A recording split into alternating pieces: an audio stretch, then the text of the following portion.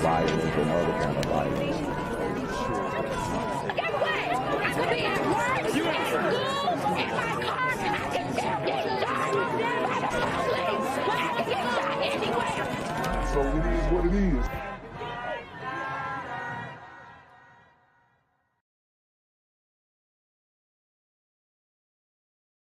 What's good, Shadow Realm? It's your boy Jenquavius Jackson, and y'all already know I'm demonetized and shadow banned in this bitch. So if you want to contribute, go to the Cash App, the PayPal, the GoFundMe, or join the Patreon. Also, don't forget to visit the merch store for all your favorite BGZM News 17 gear, including our exclusive Trump is a Blood t-shirt. Go fast before they sell out. They are already flying off the shelves, no cap. And remember, these super gremlins are on demon time. Yo, what's good, BGZM News 17 family? I'm at the corner of Jesse Jackson and Marcus Garvey, and I got some bad news for you. As you can see, I lost my job. I'm out here living in cardboard boxes outside of boarded up vacant homes. YouTube said I'm done getting money out here in these streets. They even took my funky ass suit. So anything right now would help. So go ahead and hit that Cash App, hit that PayPal, hit that GoFundMe. Hell, cop the merch. Or if you want to make the long-term commitment to the Jenquavius Jackson Fund, join the Patreon so that I can continue to put out top-notch content each and every day. Also, check out the Rumble, where there is absolutely no censorship. Link in the description box below. Hey, yo, ain't that nigga Jenquavius? Yo, I recognize. No, that's not me no more. Hey, yo, run your pocket. Y'all tell me what they say. Do the opposite of Antonio Brown and take all What your more do you want from me?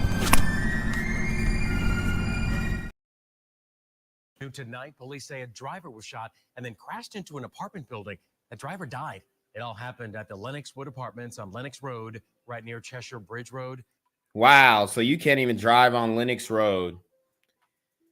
You can't even drive on Lennox Road, man. Atlanta is getting out of control. Imagine that. You driving down the street, you get shot and crash into. Imagine being in those apartments, bro. We spoke to a neighbor who called 911. Well, it was total debris in there. He crashed right into the office, and he was trapped, and he was unresponsive. Police have not said if they've made. Wow. Look at that hole. And the destruction of these shootings, man. I mean, he could have got shot. He crashed into the office, hit one of the property managers or something like that. It could have been a lot worse. Any arrests or if they have any suspects. Go back now to the breaking news in Fulton County, where a driver crashed into an apartment building, leaving a gaping hole where the living room used to be. The crash happened at an apartment complex on Lennox Road, and police tell us the driver had been shot. Fox 5's Christopher King joins us live from the scene. And Christopher, you just got an update on the driver's condition. Yeah, we just got here to the scene just now. We just found out that the driver passed away later after he got to the hospital. Now, take a look at the video we shot earlier. This is some truly remarkable video. A car crashed into a complex. Take a look. There's a big gaping hole there. Police are on scene earlier. Now, police say the victim in this whole altercation was shot and later died at the hospital. I mean, being in a vehicle, being on the street, being at the movie theater, it seems like you can't go anywhere in Atlanta without somebody getting hit up. They've completely destroyed the city of Atlanta, all in a year's span. And 2022 is going to be even worse. We are working to get more information on how this all happened and exactly how this man ended up getting shot, how this all broke out. We are working to get that information. Stay with Fox 5 News. We'll get that to you as soon as we get that. For now, we are live in Northeast Atlanta. Christopher King, Fox 5 News. Christopher, thank you. We'll check back. Fulton County, where a driver crashed into an apartment building, leaving a gaping hole where the living room used to be. The crash happened at an apartment complex on Lenox Road, and police tell us that the driver has been shot and later died at the hospital. Fox 5's Christopher King. The worst thing is nobody's going to get caught. There are no suspects. Joins us live from the scene. And Christopher, what else can you tell us about what happened out there tonight? A truly bizarre chain of events, and it happened right here at the Lenox Woods apartment complex. A man is dead after his car hits an apartment building. Police are not giving many details right now, but here's what we can tell you. It happened just before 7 this evening. Now, this is at the Lenox Woods apartments. It's at the 2200 block of Lenox Road. Police say the man was unconscious when they found him, and guys, I told you how dangerous these apartment complexes are in Atlanta. I mean, if you're living in an apartment, you're liable to have gunfire coming through your home, have vehicles coming through your leasing office. I mean, it's different. Here's where things get really strange. Investigators say he had a bullet wound in his side. Police say the victim was pronounced dead at the hospital. The Atlanta Fire Department says the man was in a BMW. The unit he crashed into was the leasing office. Now, Fox 5 is working to get more details on how this all happened. Stay with Fox 5 on air and online for the very latest. And who knows why they shot him. It could have been a targeted thing, although I'm leaning more towards a stray bullet or maybe a road rage incident, because usually if it's targeted, these dudes unleash the clip. So they going to drop 20, 30 rounds in the car. And he was only shot one time and bled out. So I'm leaning more towards a random shooting or, road rage. On this ever-changing story. For now, we're live in Northeast Atlanta. Christopher King, Fox 5 News. This child, so full of energy, according to her family, is going on day 4 of being in a hospital bed, still recovering from being shot at just 4 years old. This happened in the early morning hours of New Year's Day. So I asked her father if he thought that this was celebratory gunfire that might have hit their home. And he tells me no, he believes that their home was hit intentionally. So this 4-year-old girl that was shot actually turns out to be George Floyd's niece. Now his brother was actually out. Well, he's got a whole bunch of brothers, but his brother was doing like Vlad TV interviews and whatnot. So I don't know if this is his child.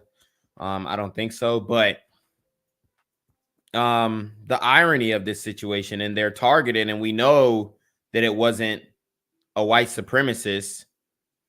We know it wasn't that. We know it wasn't somebody, trying to retaliate from the riots that went on in 2020. We know it wasn't that. So, I mean,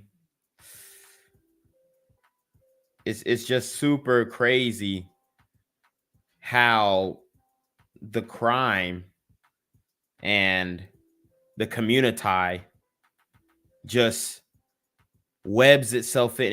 It touches anybody. Like I said in the last video, you don't have to be involved in anything to get targeted. But in this case, maybe Pops is doing something on the side or whatnot, having little beefs on the side, because we all know that George Floyd was a dysfunctional guy. So it wouldn't be, far off to say that he had a dysfunctional family. In the same Southwest Houston apartment that our cameras captured 4-year-old Ariana and her family listening to the verdict in the murder of her uncle George Floyd, the child was shot. She's a great child. And one thing about, and I'm not trying to, I guess, take shots at the family. But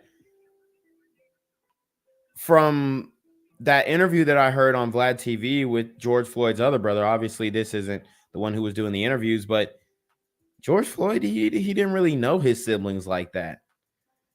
Now, I'm not saying they can't be happy that, you know, Chauvin got convicted and whatnot, but he didn't really know his siblings like that. So, you know, it's just interesting that they're so lit about, like, yay, and throwing parties and stuff for the conviction. And it's like, bro, did y'all really even know, bro, like that? And that wasn't for her. She was covered with angels all around her. Derek Delane says they were asleep around 3 a.m. on Saturday when someone sprayed their two-story apartment with bullets. We got a hit right here, and we got a hit here.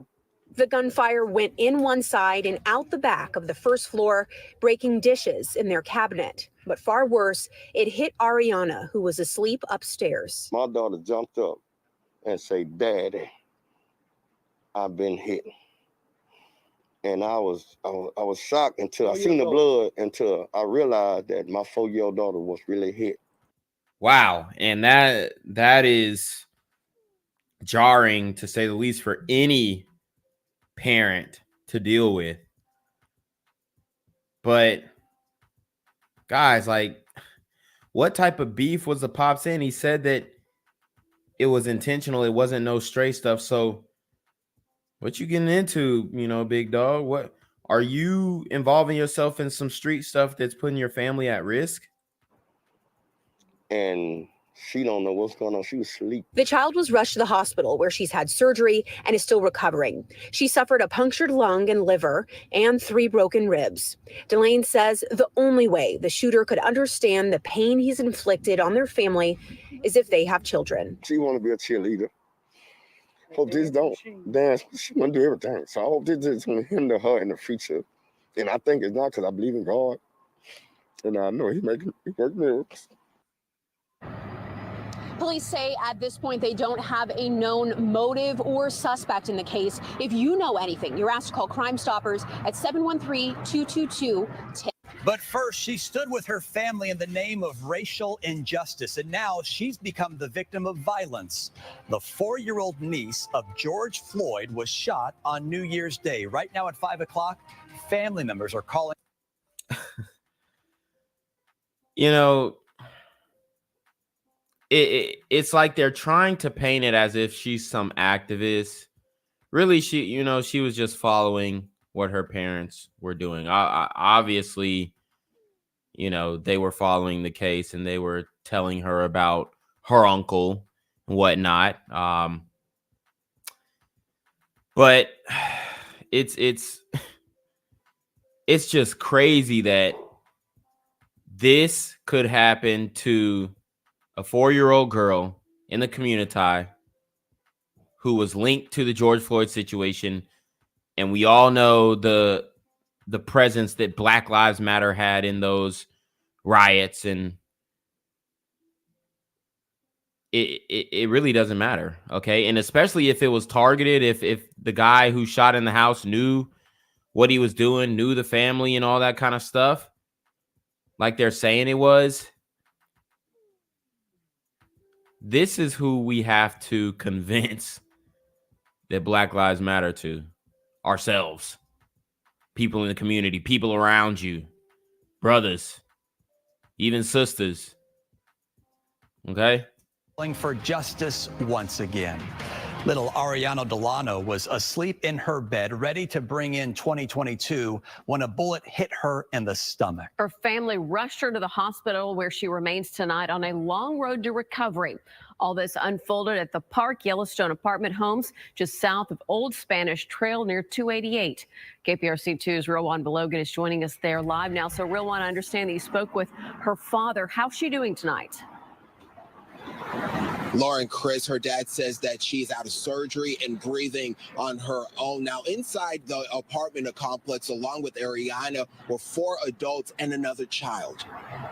My daughter was jumped up and said she had been hit, and I seen the blood bleeding, and that's when I grabbed her. Derek Delane says his 4-year-old daughter, Ariana, was shot early New Year's Day as she slept in her bed. Delane said he had just come back in the house from lighting fireworks when the bullets went flying. She wasn't out there, but like the grown folks was outside. They was in the house, sleep, getting ready for bed. So they were shooting fireworks on New Year's Day. It's typical. And maybe one of their neighbors got upset. Maybe one of those guys, he was like, hey, man, y'all too loud. So I'm finna shoot up y'all house. Like, this is what happens in the community time. Believe it or not. 4-year-old George Floyd's niece. Floyd grew up and was laid to rest in Houston. His arrest and death led to nationwide protests that called for an end to racial inequality and police brutality. The 4-year-old was hit in her bedroom in the 3300 block of Yellowstone Boulevard in Houston's South Side. My girl had to jump in the car and rush her to the hospital. Delane says she underwent surgery for a punctured lung and liver and several broken ribs. Houston police say they don't have a suspect description or motive for the shooting. She hit him very. Hold on. The police don't have a suspect or a motive. Well, then case closed. Shouldn't we defund this investigation? Right? I mean, isn't that the logic? Just go ahead and defund this. If they can't find the guy, no need to implement more resources, money, time, manpower. No need to do any of that. You can't find the guy, it's whatever. That's what y'all asking for, right? When you say defund the police. Because that would be the process. Not enough resources to go and investigate a 4-year-old getting shot. Did she die? No. Well, we're not really that motivated to pursue an aggravated assault with a deadly weapon or an attempted murder. If it didn't happen, then it's not in the budget. Fast. Last time I checked on her, she was breathing on her own. She was doing real great. Now, anyone with information should call HPD or Crime Stoppers. Live from Houston Southside, Roman Belogan, KPRC 2. Gang violence and other kind of violence. Gang violence and other kind of violence. Guess what? I could be at work, at school, in my car, and I can still get shot by the police. But I can get shot anywhere. So it is what it is.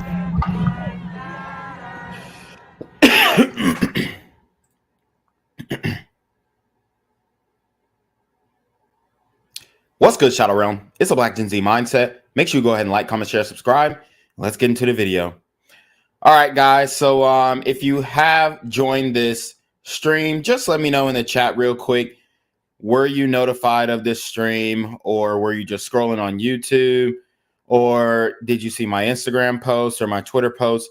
Let me know how you were notified, or if you were even notified at all, about this post and about this live stream.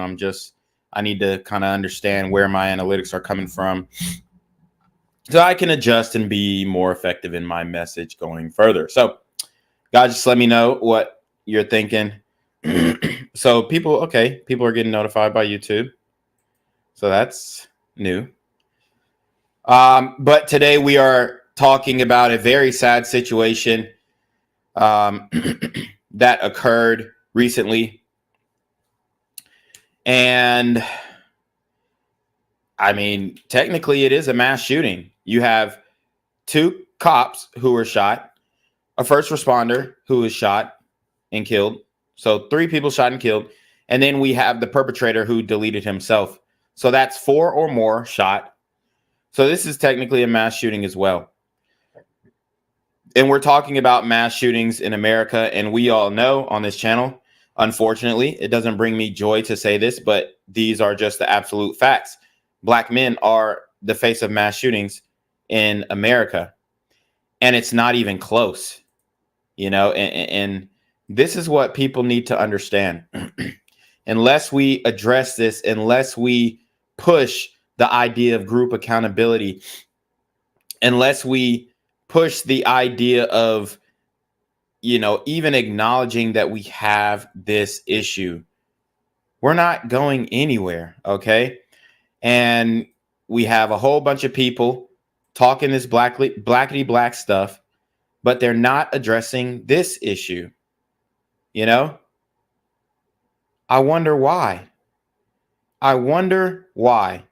But you know, we're going to talk about it here. We have a man by the name of Shannon Gooden who crashed out, and this is in Hennepin County. So you guys see, I just played the George Floyd video that I made back in 2021, actually. So you guys can go back and watch that, where George Floyd's niece was shot. I think it was in Texas or Atlanta, something like that. But we're back in Hennepin County, okay? And this is the same place that George Floyd was killed, and his infamous autopsy was done by the Hennepin County morgue. And we have a man who just crashed out, completely just crashed out. This is something that the community is very familiar with. Okay. And what do I mean by crashed out? Well, he ruined his life over nothing. He threw his life away over nothing. He commits damn near mass murder and nothing to show for it, right? He made an irrational decision, an erratic decision, and it cost him his life. The peace of his family, right? The peace of his children. And it's not good, man. So we got to talk about it. I'm going to get into these news stories.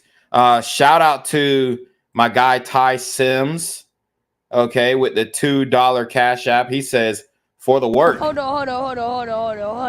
Hello? Where we at? Oh, you want to know where I'm at? We outside! Yeah, so y'all make sure that y'all go ahead and hit the Cash App and the PayPal and the Super Trap. We have a lot of things going on this channel, okay? We're getting more active with the live streams. I'm bringing more content to you guys. I mean, if you look at my channel right now, I got four premieres that are pending, and I'm going to make 4 more tomorrow. And these are going to be killer episodes, no pun intended. But these are going to be fascinating and jam-packed, action-packed episodes. The first one that I got dropping is about Sonia McKnight, the Pennsylvania magistrate judge, or ex-Pennsylvania magistrate judge, who shot her boyfriend in the face, causing him to go blind in one eye. We also have a second-generation immigrant, who I believe is actually a U.S. citizen, but he was deleted, shot in South Dallas, and his name was Faniel Tesfit. We have a black teacher exposing black 7th graders for not being able to read or identify basic shapes. Yes, you heard me right. Black kids in Dallas, Texas, in 7th grade cannot identify basic shapes. You know, like the circle or the triangle or the square or the cylinder or the rhombus or the, quadrilateral. They're not identifying shapes. These are 7th grade black kids. Okay. And the community was very upset with this teacher for coming out and saying that. But, and then we have another one, Nicholas Jordan, a black man who went to, Colorado State, or not Colorado State, but University of Colorado's Spring Valley campus, if I'm correct. But he crashed out, college educated or trying to be college educated. His first year, he crashed out, killed his roommate and what appears to be his roommate's girlfriend. So, man, oh man, do I have stories for you guys. And, you know, a lot of people like to give me flack about thumbnails or give me flack about this and about that. But there is nobody who is bringing this content, this type of content at this volume, at this accuracy. I mean, nobody. Nobody. Shout out to Gigi Ryder with the $5 super trap. He says Shannon Gooden was hurting his kids and women on the regular. Both called cops and CPD on him. Crazy, violent man. Hold on. Hello? Where we at? Oh, you want to know where I'm at? We outside! And that makes sense because we all know that these guys are not being locked up for long. When they commit a violent crime, nobody is stopping them or keeping them in prison for doing these things. Okay, we got the no cash bail. We got defund the police. We have all these different factors working against us. We have all these different factors working against us. Okay.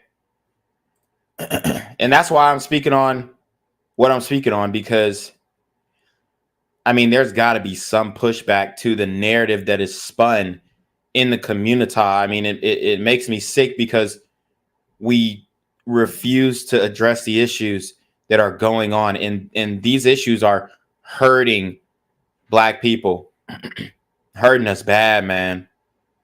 Hurting us bad. Right? So let's get into this story. Let's kind of brush up on some of the details. What happened, who this guy was, why he did what he did, who did he affect, how are the families impacted? Y'all know the whole shebang. Welcome back. A quick correction from what I just told you before the commercial break. This is a very fluid situation, so we apologize for a number that I just told you before the commercial break. But our Fox 9 sources are confirming several police officers have been shot in Burnsville. 2 are dead, and we believe a paramedic was killed as well after responding to a domestic call in Burnsville. Our Babs Santos is near the scene now to bring us the very latest. Babs, good morning. What else can you tell us? Well, yeah, right now they have us staged quite a ways away from where this actually happened as more and more agencies get here and continue to respond to what is still a very active scene this morning. It sounds like police even plan to move us even further away from where this shooting happened in just a few minutes.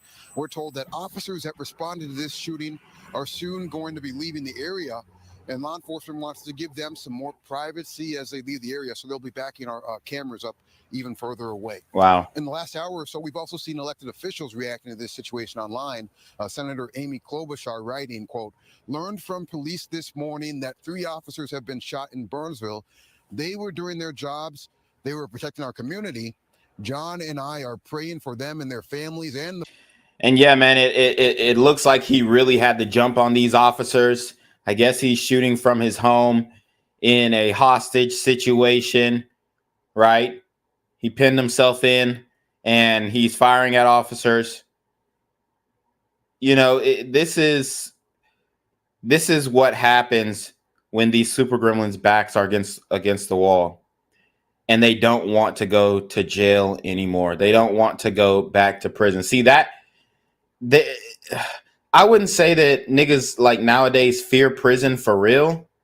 I don't believe that they fear prison, but there are some who have been to prison and they don't want to go back. Like the guys who done hard time, oftentimes whenever they have a police interaction, they're very hostile, very agitated, you know, very much with an attitude like, why you stop me?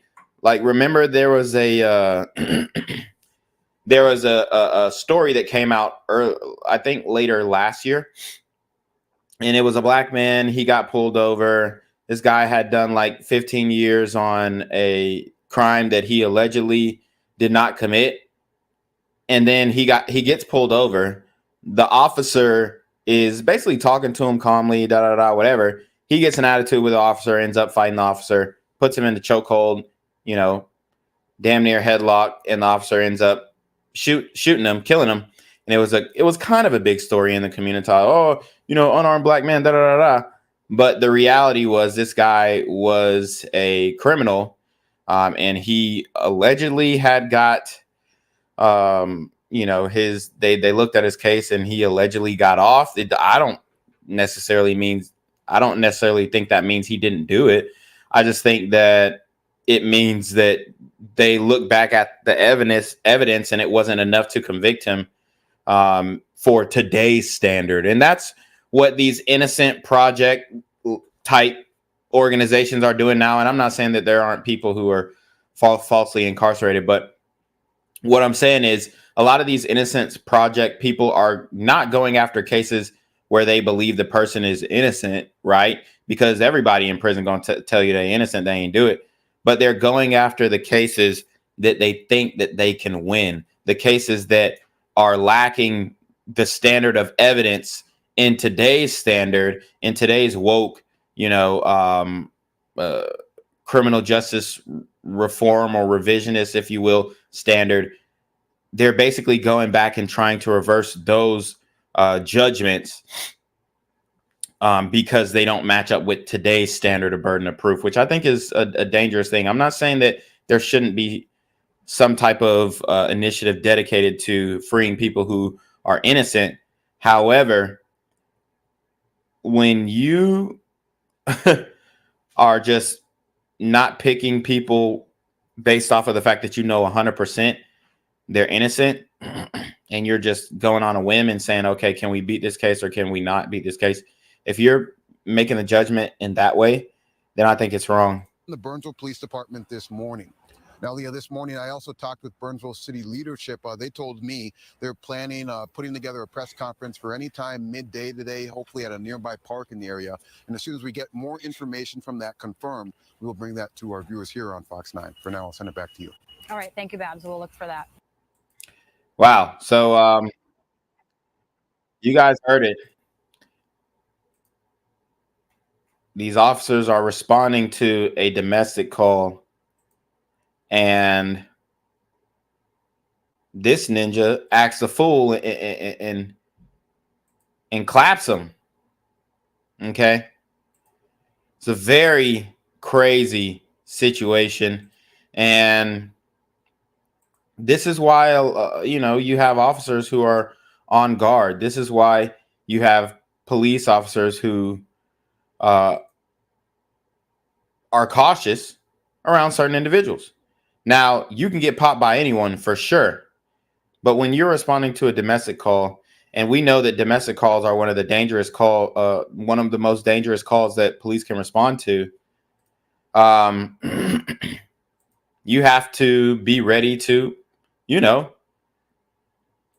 you got to be ready to get in action. Okay. You got to be ready to know that you could be walking into anything. I think these people are trained in that way to do so, but unfortunately, in this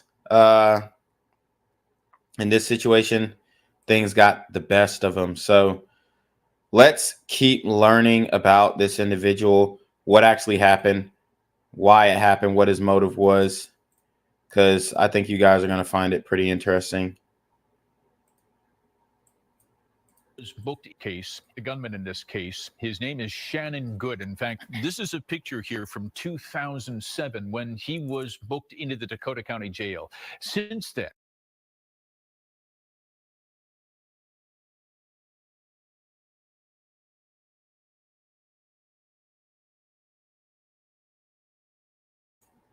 sorry, they were doing them crazy ass pop-ups. Give me 1 second.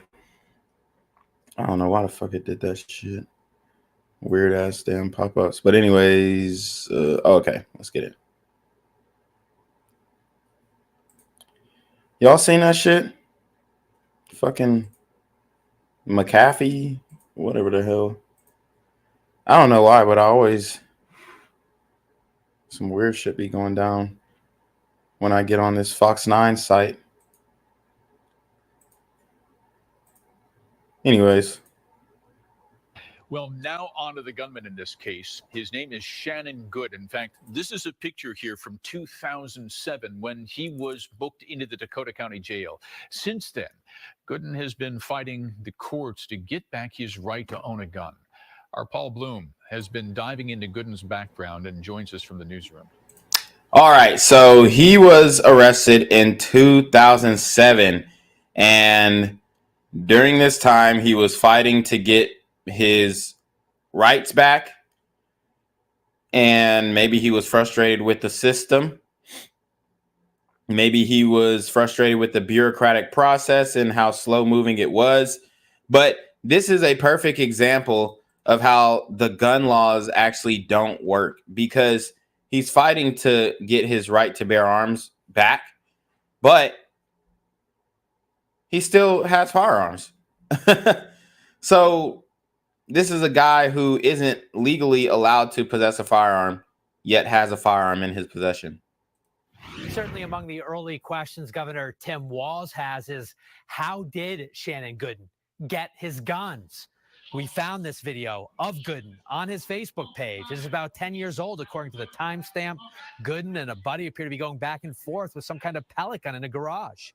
Because of an assault conviction, the courts had imposed a lifetime ban on Gooden from ever possessing a firearm. And I think as the state grieves and tries to find answers, and as the families are grieving over the tragedy in Burnsville, it's incumbent upon us to look, are there things that we could have done to prevent this? As Governor Tim Walz and others in authority start asking questions about the circumstances surrounding Sunday's tragic confrontation in Burnsville, we are starting to see the lanes Shannon Gooden went to own firearms. The courts stripped him of those rights following an assault conviction from a 2007 case. He appealed in 2020, asking for his rights to be restored. At that point, Gooden claimed he wanted to protect himself and his family. He'd completed an anger management and parenting course, earned an associate's degree, and boasted about career success as well as finding some life stability with a girlfriend and children. But Dakota County prosecutors fought his efforts and filings, pointing to a pair of protection orders women he had children with applied for, claiming violent abuse. Now, those were never granted, but there were allegations of headbutting and other assaultive behavior. In the end, the judge said no guns, rejecting Gooden's efforts to legally own a firearm. It sounds like this individual was banned from having firearms, so we need to find out, how did they get them? Did some... How did they get them, bro? It's called the streets. It's called the streets, man. It's so funny how they like to act clueless. The reason why he was able to get a firearm is because even though you ban firearms, you could make firearms illegal like they are in, many parts of Cali and New York and all this stuff. But people are still going to be able to get their hands on a blicky. Like, it's so crazy. It's like, oh, well, drugs are illegal, but how are they getting their hands on it? Who'd they get it from? I mean, at this point, does it really matter? Because he could have got it from a law-abiding citizen. He could have stole it from somebody. And obviously, I'm being hyperbolic. Yes, I think it does matter. They should trace the guns back and see if they're even tied to any other murders, honestly. But this is a problem that we have in the community. This isn't a gun issue.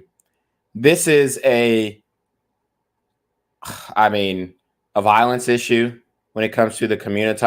Obviously, people are going to say mental health issue. I mean, if you cap yourself, definitely you got some mental shit going on. But for him to crash out just because he couldn't legally own a firearm is crazy.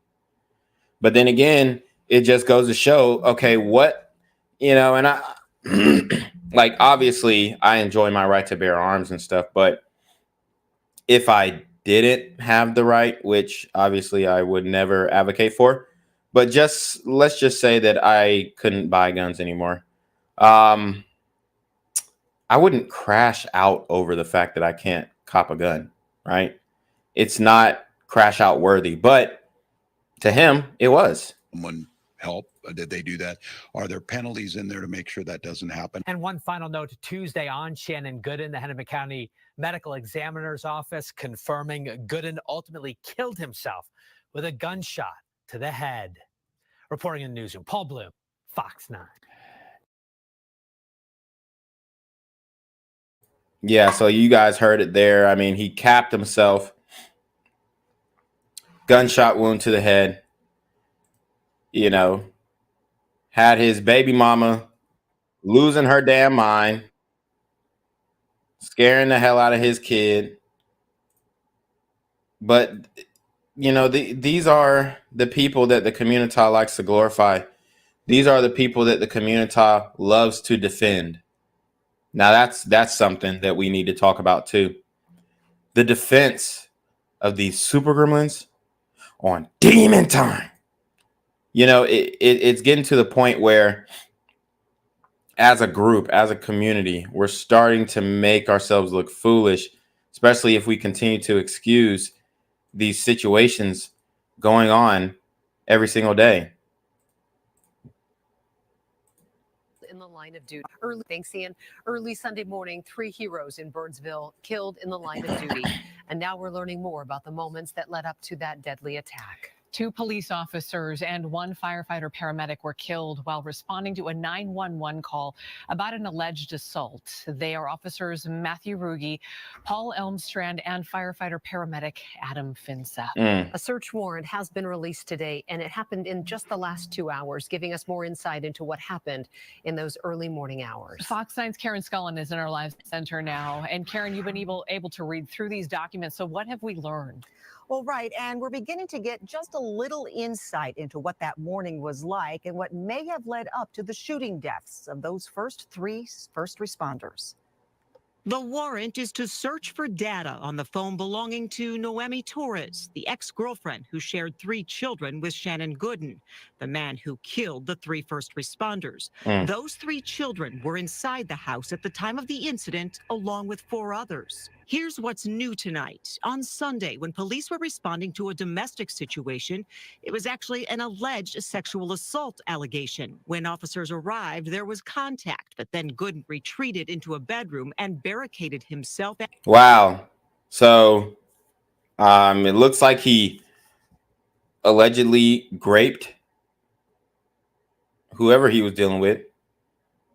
Then he was confronted by the police and he barricaded himself into the bedroom. And negotiations began, but he did not cooperate. At some point, Gooden opened fire at officers with what's believed to be multiple different firearms, killing the 3 men. Officers returned gunfire and Gooden retreated into the bedroom. Law enforcement sent in a drone and found Gooden deceased from an apparent self-inflicted gunshot wound to the head. Wow. I mean, this guy completely crashed out. Okay.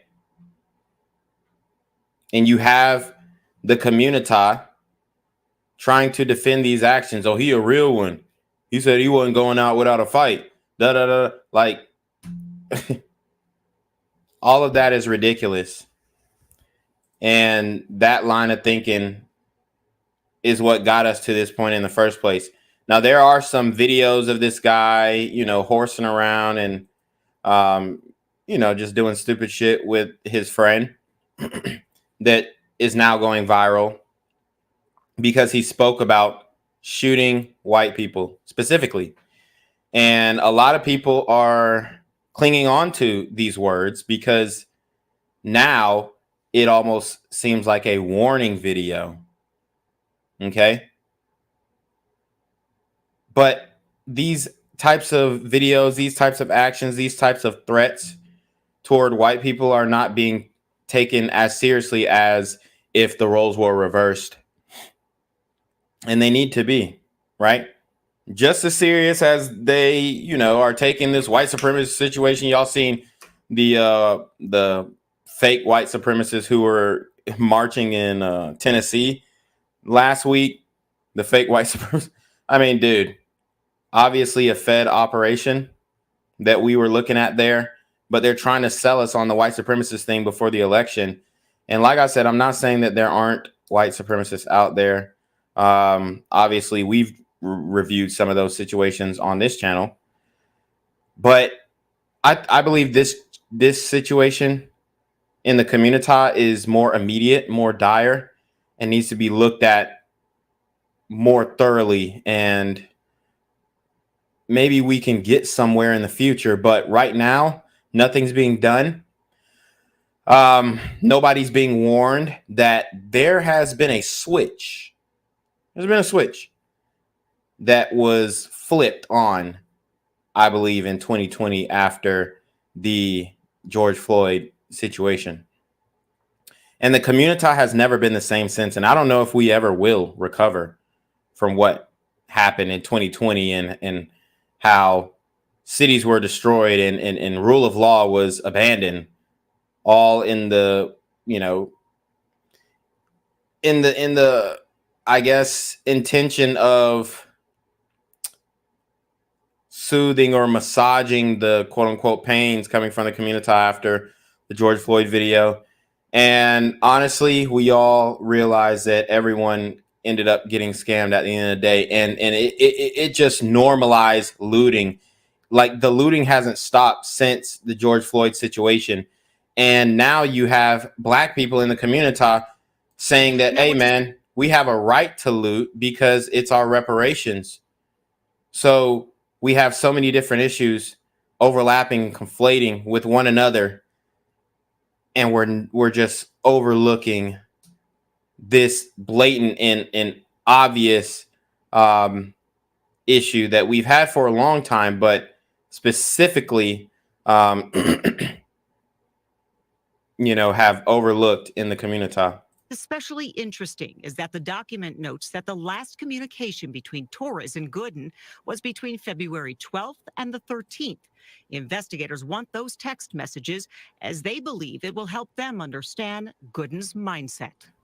Now, there have been several custody hearings or documents filed between last week and even this week between Torres and Gooden. It's not clear yet what exactly transpired as of late in that case. In the newsroom, Karen Scullin, Fox 9. All right, thanks, Karen. So obviously there was a dispute about custody. You know, a dispute about, I guess, hell, the nigga was trying to take pussy. And he was trying to fuck the girl and she didn't want to. It's just all bad. It's just all bad. It almost reminds me of the y'all remember Jacob Blake? It reminds me of that situation because he actually sexually assaulted his girlfriend, then got to fighting with the cops instead. He didn't shoot it out with them, but he sexually assaulted his girl and then got to fighting with the cops, and then they shot his ass up. They shot his ass up. And apparently he was reaching for a knife in the car, all this kind of stuff. But it kind of reminds me of that situation, except Jacob Blake did not kill himself, and he lived to tell the story and I guess sue the city even. But that's pretty much what's going down here, where you have a guy who's out of control, abusing his woman, baby mama potentially, trying to intercourseally assault her. And there you have it. Okay. So let's get to more of the reaction of the people, the locals. Hurts a lot. I think it's important that we show support for the family and for all the police departments, fire departments. The Burnsville community continues to rally around the families of fallen officers Paul Elmstrand, Matthew Ruge, and firefighter paramedic Adam Finseth. The three first responders were killed in the line of duty on Sunday. Tributes and vigils continue to be held in their honor. Our Bill Keller is live in Burnsville with what is happening today. Bill, good morning. Good morning, Tom and Alex. In fact, there will be a vigil held tonight in Wabasha to honor Officer Matthew Ruge, who graduated from Wabasha Cadillac High School in 2015. That's Squad 15, his vehicle behind me, now the centerpiece of a memorial to the slain officer. The 27-year-old worked as a crisis negotiator. He was the first officer killed during Sunday morning's shootout. Damn, and that sucks. He worked as a crisis negotiator, so he had multiple skills in de-escalation. Yet we have these leftists telling us, oh, well, you know, send unarmed de-escalation psychiatrists and let them do the job. But if you were to do that, then you'd probably have even more casualties, because these supergremlins, these ninjas don't care.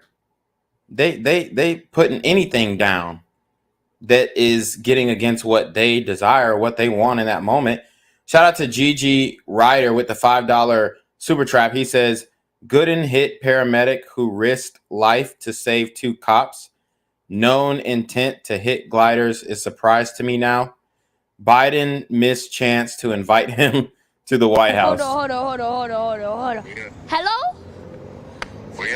Where we at? Oh, you want to know where I'm at? We outside! Right, and I want to acknowledge, you know, just how heroic these men in uniform were. And it's a shame that the community is completely spiraling out of control and lashing out at men in uniform and the officers who try their best to keep us safe, right? And their job has become extensively more difficult in this day and age, especially within the past 5 years. But they're still out here and they're still trying to do the right thing. But when you have these super gremlins who are going unchecked, then situations like this continue. Tonight, remembrances that'll be held at 7:30 under the Main Street Bridge in Wabasha. Their organizers say that he wanted to be a police officer since he was a young boy. Another vigil held back here last night in Burnsville. Senator Amy Klobuchar and Congresswoman Angie Craig gathering with community members outside City Hall as the crowd prayed for the family of all those involved. Earlier in the day, hundreds of people lined the route between Minnetonka and Jordan as a solemn procession carried the bodies of officers Matthew Ruge and Paul Elmstrand to a funeral home where they joined firefighter paramedic Adam Finseth, who received a similar honor Monday afternoon. Adam's longtime friends remembering the 40-year-old as both. Shout out to IRS with the $3 super trap. Oh, say less. Appreciate your contribution to the show, bro. A hero in life and death. I know he had a sense of purpose, sense of service that he wanted to do because he just loved people, loved helping people. And I think that's why he chose the, field that he was in. Yeah, and with so much focus on the emergency vehicles of these 3 slain first responders, what you do not notice, Tom and Alex, are the squad cars, like that Dakota County Sheriff's Deputy vehicle from police departments across the metro who are now covering all of those Burnsville officers' shifts as they grieve the loss of their coworkers. Meanwhile, funeral plans have yet to be announced. Back to you. Okay. Thank you, Bill. Thanks, Bill. We have extensive coverage of this case on our website. All right, so let's get the perspective of the ex-girlfriend here, okay? Because she is going to describe exactly how she was feeling during this situation here. All right. Let me go ahead and show it. All right, let's go. We can now confirm the gunman in the deadly standoff in Burnsville died by suicide. This is his official medical examiner's report. It just came into the newsroom here within the past hour. Now, the report says he shot himself after killing officers Paul Elmstrand and Matthew Ruge and firefighter Adam Finseth. Wow. Our photographer is live at the medical examiner's office in Minnetonka right now, where first responders have been standing guard over their fallen brothers for nearly 36 hours now. In the last 12 hours, the BCA confirmed the suspected gunman was 38-year-old Shannon Gooden. Despite multiple guns found at the home, court documents show Gooden was not allowed to have them because of a felony conviction. So, Michelle, you've spent the last few hours piecing together what happened inside of that home moments before the deadly shootings. What have you found out? Yeah, Jason, and you're about to hear some really disturbing, some scary details about how Gooden interacted with the children. Remember, there were a total of Oh, wow. 7 children in that home during that deadly 7 children in the home. What the hell? What? This is, I mean, who would leave their children in this man's possession? I don't know. I'm sure that some of them were his, but wow, 7 kids. standoff with police. Gooden's girlfriend, we know, called 911 to report child abuse, and that's why officers went to their home in the first place. Meanwhile, So the girlfriend called 911 to report child abuse, which is the right thing, right? If you see a child being abused. I wonder what he was doing in particular, specifically. I guess we won't get those details, but man, I mean that's horrible. his ex-girlfriend tells us about their abusive relationship that Gooden would threaten to shoot police to prevent her from calling for help. As the medical examiner has now confirmed, Gooden killed himself. Wow. And with 3 of her kids inside that home, Gooden's ex-girlfriend later heard from her 14-year-old daughter how close she was to dying. It was just like, you wasn't scared at all? She was like, no. I was like, did you get a scare at any point in time? She was like, after my dad had asked me, like, do you want to come with me? And I was just like, wow. And when he said come with, does that mean come with to die? Yeah. Damn. So he was trying to go out with the whole fam. I mean, these guys are sick, demented. There's evil in these super gremlins' hearts. And that is something that we don't call out enough. Just saying, hey, man, these guys are straight up evil. These people are straight up super gremlins on demon time. Yeah. Yeah, truly shocking what she said right there. And you can imagine there's going to be a lot of trauma in the aftermath for that one family, that mother you just heard from. She says she'll be really focusing, prioritizing her kids' mental health. And yes, she acknowledges that's going to take a lot of time. And as you look behind me, the memorial only continues to grow. Even as in these early hours of this morning, we saw more law enforcement come out here, pay their respects, spend a little bit of time out here. But even for them too, this whole community dealing with the loss of 3 first responders for them, Jason, it's going to take a lot of time. Yeah, that soundbite from that mother just gives you chills. What a horrible thing for those kids to witness. Michelle, thank you. Yeah, so that is a horrible thing for children to witness. And it shouldn't be that way. But I'm telling you guys right now, this is how, unfortunately, a lot of these super gremlins are reacting nowadays. I don't know what it is, something in the water, but these situations are happening more and more often. We know that domestic violence ramped up. It ramped up during the pandemonium, and it never really calmed down. It never really came to cool heads. So we still see these internal conflicts within the home, especially within Black homes, because everybody got a smart mouth in the community. Everybody know how to go back and forth. Everybody know how to joan. Ain't nobody finna let somebody else get the better of them or get the last word. Or so you have these heads that are butting, and obviously this guy was a bad guy, period, point blank. But man, it's just shocking that if he wanted to go out by himself, why he would just choose to delete these other officers. And obviously he told the girl, hey, when I call the police, or if you call the police, I'm gonna shoot the officers. I wonder if when she called the police, did she tell them that he was ready to crash out? Because maybe that's a detail that she probably should have mentioned beforehand. I don't know how that call went, how the officers were notified of the current situation, but maybe it would have helped if she would have said, hey man, this guy is off his rocker. He's dangerous. He has weapons. He's about to crash out. Get here as quick as you can.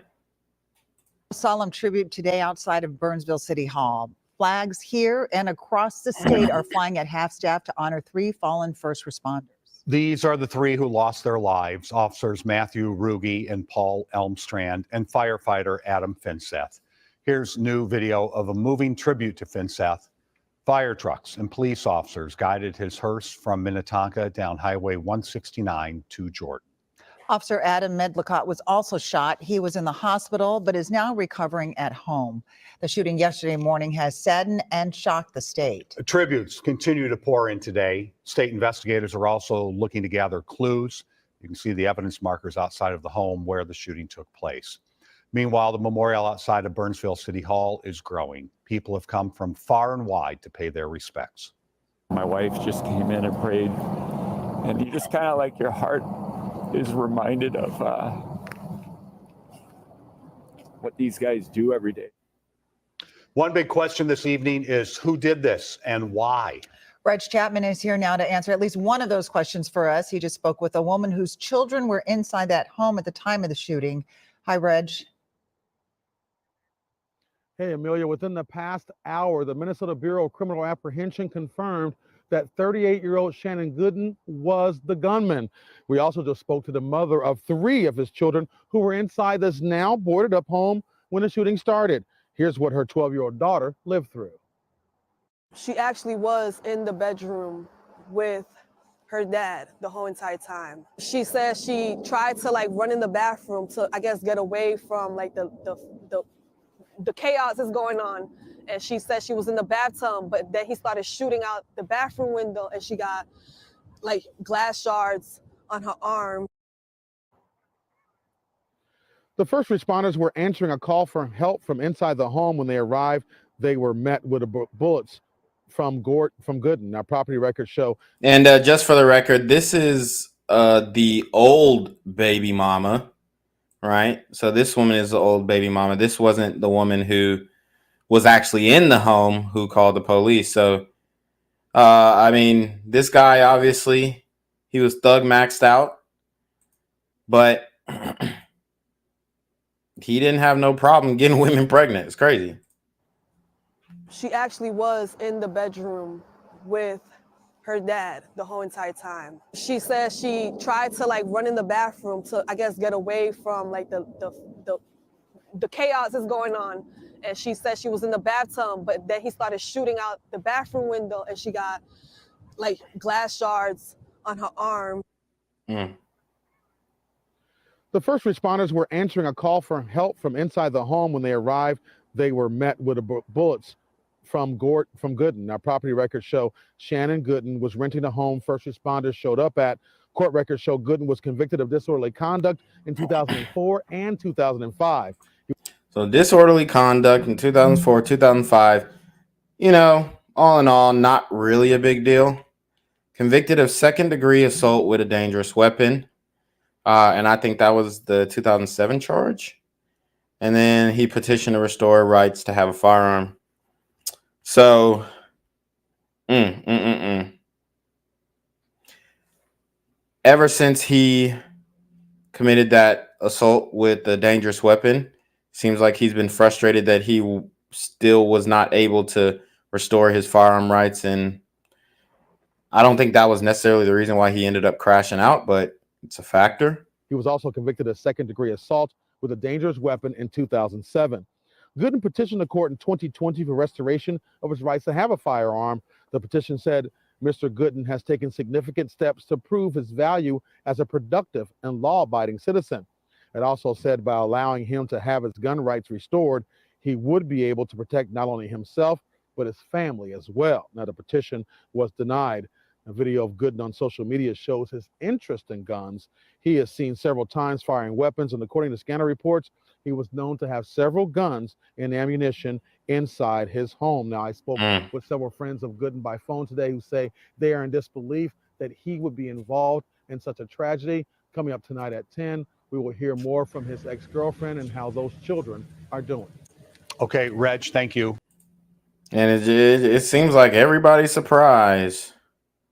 Seems like everybody's surprised when this shit goes down. But it's wild, man. People act like they had no idea it was coming and all this kind of stuff. But we see it over here. We understand what this is. We understand what's going on. We understand how much the community has devolved. So we're not surprised when we see stories like this. So I want to get to the video where he's pretty much seen using a pellet gun and acting like he was going to shoot white people. And here's the thing about this video. It's all fun and games. It looks like a joke. He's actually with a white guy here. So, I mean, do I think that this guy just hated every white person for them being white? No, probably not. But I think that he most likely was indoctrinated, right, by the leftist propaganda. I think that he was definitely socially influenced, and that, along with his just overall state in general, I believe allowed him to crash out in this way, specifically to target the first responders who just so happen to be white people. So yeah, I want to play this video. You guys let me know what you think about it. Obviously, if a white person made a video like this about a black person, then hell, they'd probably be charged with a hate crime, even if they didn't actually do anything. And even if there was a black person in the video, but this guy definitely had an issue with white people. So, and we saw how far and what bounds and what extent his issue with white people led him to do. So You know why? And we go, hey, can I start all over? This motherfucker, hey, she's videotaping. All right. Continue to keep the video. She's expendable. Is it on? It's on. It is already. We got a little bro.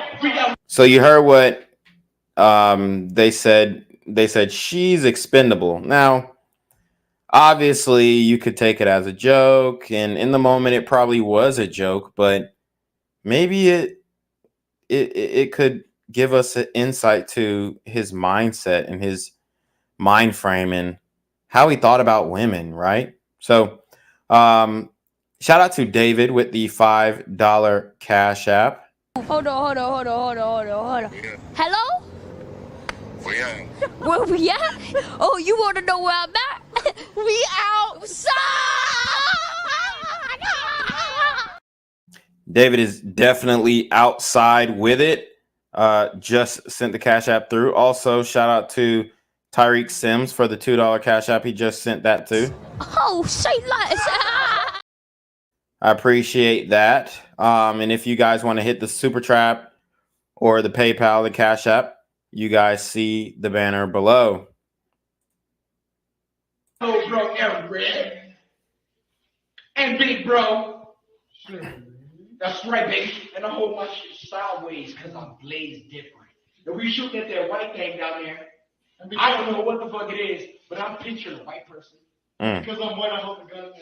So y'all heard what he said. He said, we shooting at that white thing down there. I don't know what the hell it is, but I'm picturing a white person. That's not cool. That's not right. It's racist. It's extremely wrong. But there's no real backlash, other than Twitter, right? There's no real condemnation or chastisement toward what he said about white people and shooting white people. There was no FBI alert at the time. If a white person said this about a black person, they'd be put on a watch list for sure, 100%. So I think we need to, obviously, free speech and all this kind of stuff. And I'm not saying he should have been put on a watch list because of this video, but I think there's definitely a double standard going on.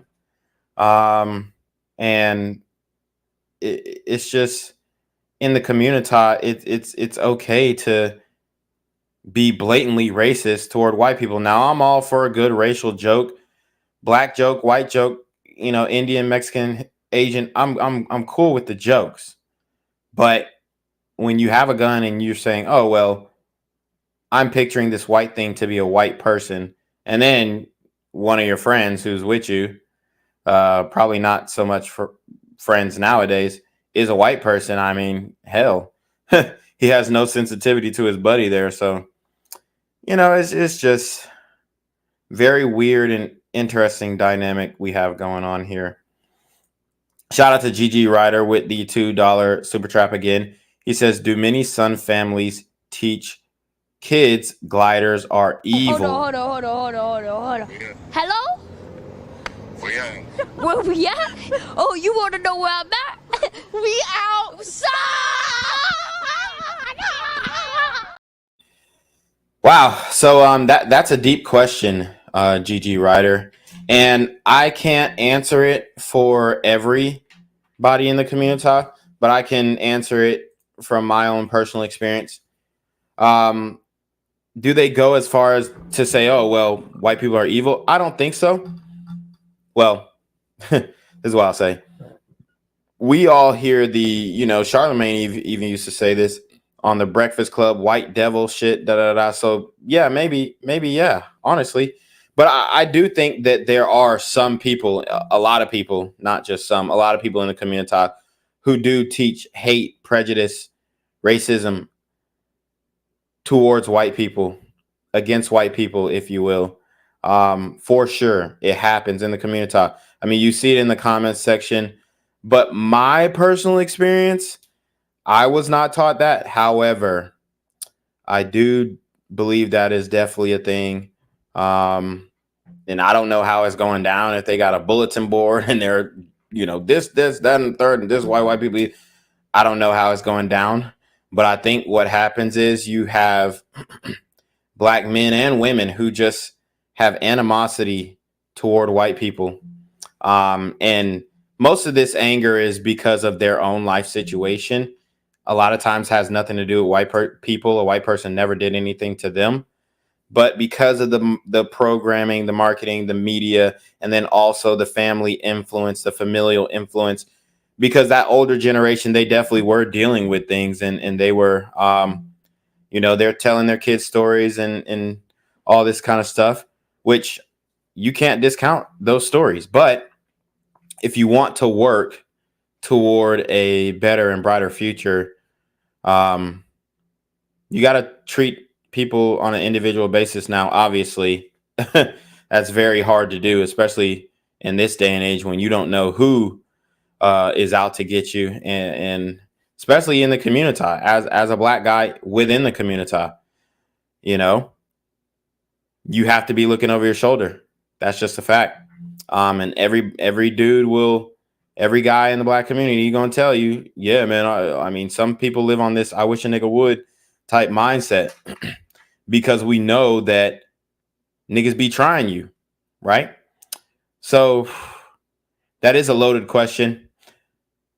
Overall, if I had to give a yes or no, I would say yes. Now, to what extent, I can't really answer that, but I definitely know that a lot of the people that I grew up with, my friends, yeah, they had animosity toward white people. And, you hear these stories of slavery and civil rights and what black people had to go through in the, in the 20th century, in the 19th century, and they stick with you. And I think people build up anger toward people who never did anything to them, but because their parents told them this about white people, now this is how they feeling. But in my personal experience, I mean, obviously you have different people who treat you wrong and different people who treat you right.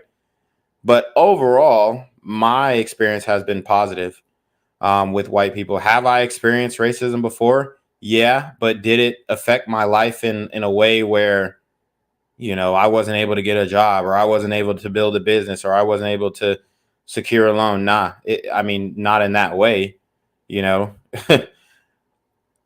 That's just my personal experience. But let's see.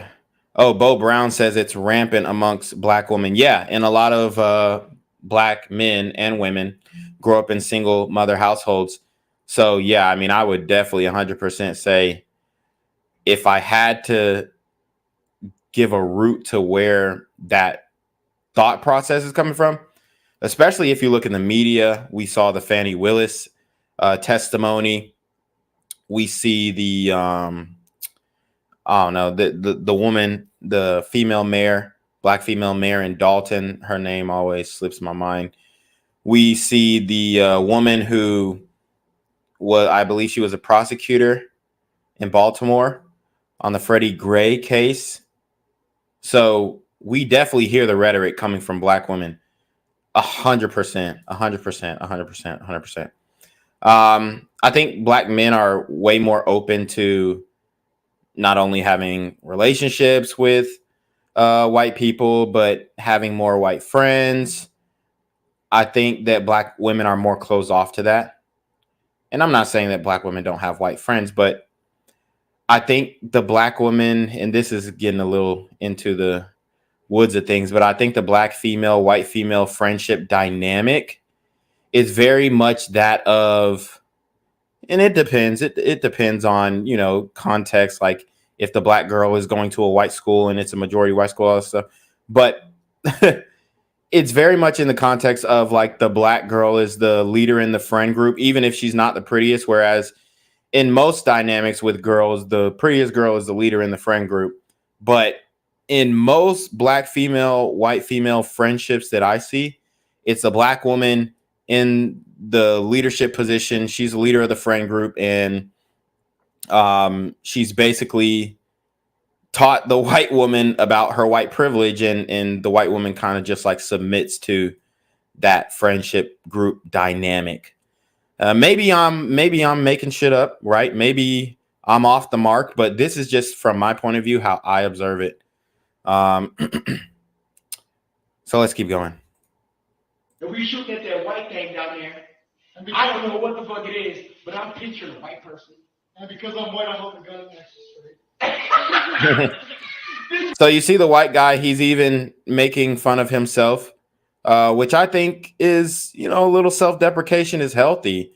He says, yeah, you see, I'm the white guy. I'm holding the gun straight. He's basically saying that he's going to do things the right way. He's going to do things the proper way. And that made the black guy just bust out laughing. That made Shannon Gooden just die laughing, because he's like, yeah, niggas, we gonna hold the gun all types of different ways. And I've showed you guys pictures and images and videos. Hell, my commercial, if you guys don't remember, my commercial is a video of showing how reckless and irresponsible a lot of young black men are when it comes to firearms and firearm safety. So you see the white man, he says, yeah, I'm going to hold the gun extra straight. And that just made the black guy die laughing, right? Because in his mind, I'm going to hold it the swag way. I'm going to hold it sideways, or I'm going to hold it, in my pants, or, I mean, even one of the Kansas City mass shooters had an assault rifle or whatever the fuck in his pants, and he's running with the shit in his pants, like as if it was small enough to fit in his pants like a pistol. It's crazy. Here, my nigga, he holds his gun like this. But I'm a brother. What are you guys doing today? He shoots the correct way, which is how you're supposed to shoot. And these guys, in my opinion, are definitely high on drugs. Meth. No, I don't know. I don't know if he was on meth, but they was definitely high off something to make this video. I'm a real nigga, so I hold my shit like these. So you heard him. Black. You feel me? Just do it already. And look, I hit nothing. Obviously. Now look, let's see how Eric does it. Which shows actually shoot something. So there you have it. him playing with a pellet gun, and what possibly could have seemed like an innocent video is now a more daunting and foreboding video when you look at it. So, yeesh. But we also have, let's see what this is. Okay. The ex-girlfriend of the Burnsville gunman, aka Shannon Gooden, speaks out and describes fearing for her children. Now, I don't know if this is something that we've already heard before. I just have to check. But you have her speaking out, the ex-baby mama, who was afraid that this man would harm her children. Noemi says Gooden killed himself right in front of 2 teens, and before doing so, asked them if they wanted to die with him. It was just like, you wasn't scared at all? She was like, no. I was like, did you get a scare at any point in time? She was like, after my dad had asked me, like, do you want to come with me? And I Okay, so yeah, this is something that we've already seen, but you know, we can watch it again. was just like, And when he said come with, does that mean come with to die? yeah. Sheesh. Yeah. Noemi says she had no idea Gooden, who was barred from having guns, had so many rifles and handguns inside the home where a judge ordered her kids would spend most of their time. It's just a scary feeling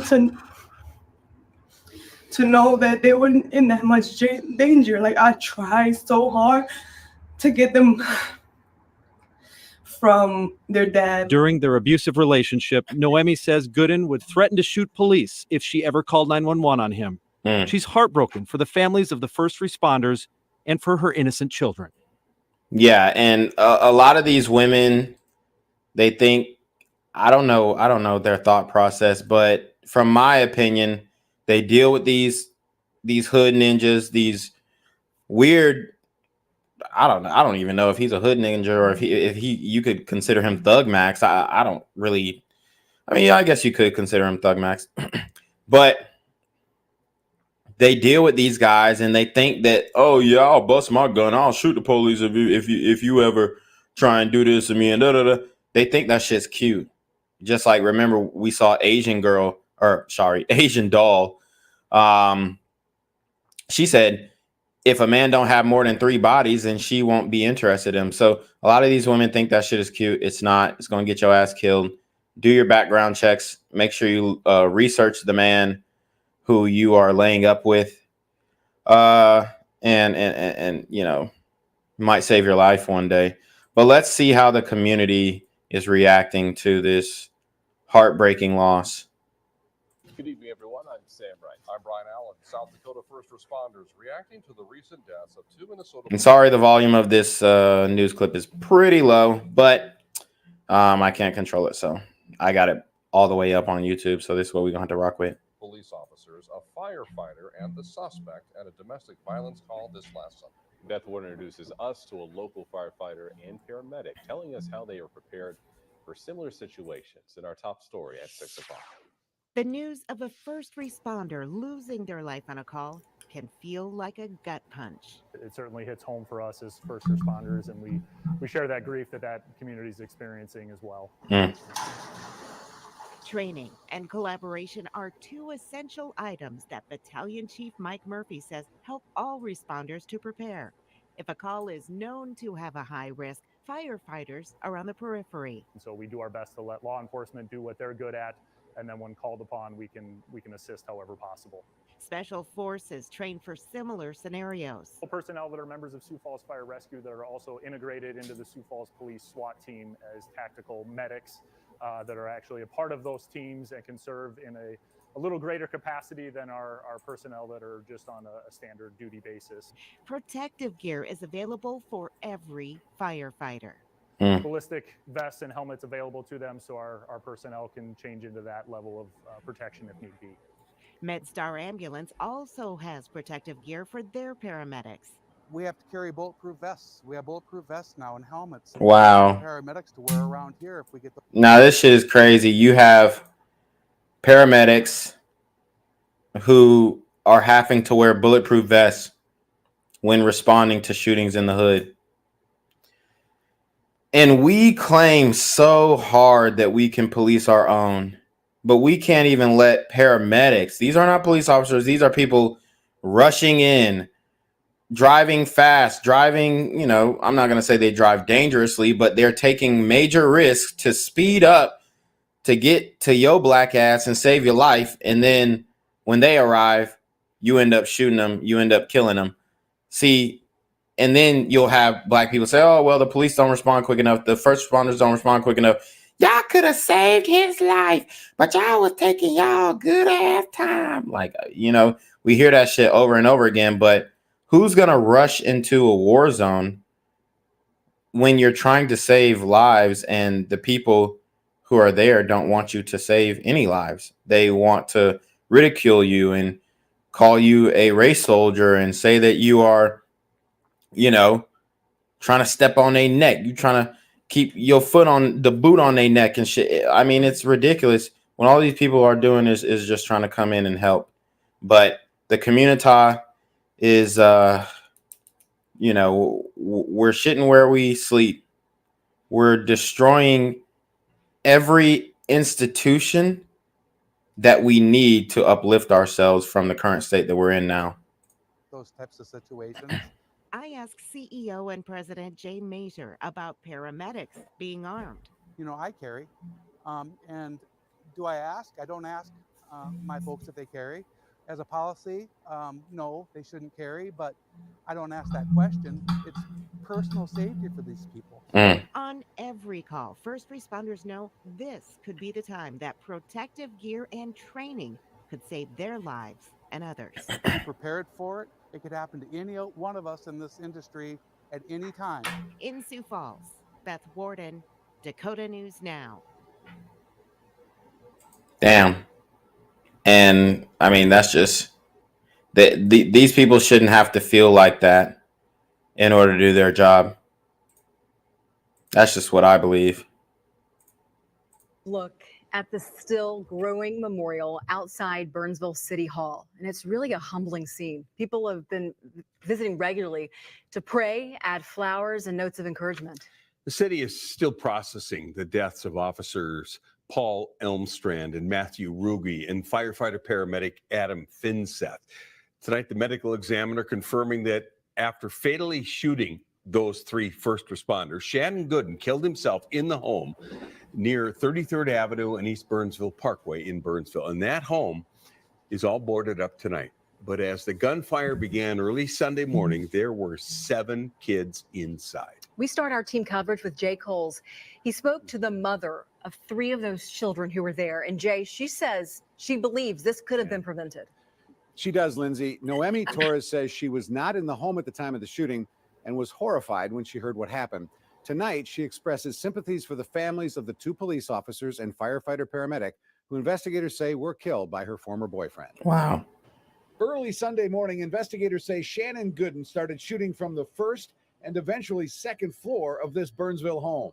It's unfortunate that he took 3 other lives with him. Noemi Torres says 3 of her kids between 12 and 15 years old were inside and witnessed the exchange of bullets. They're not good at all.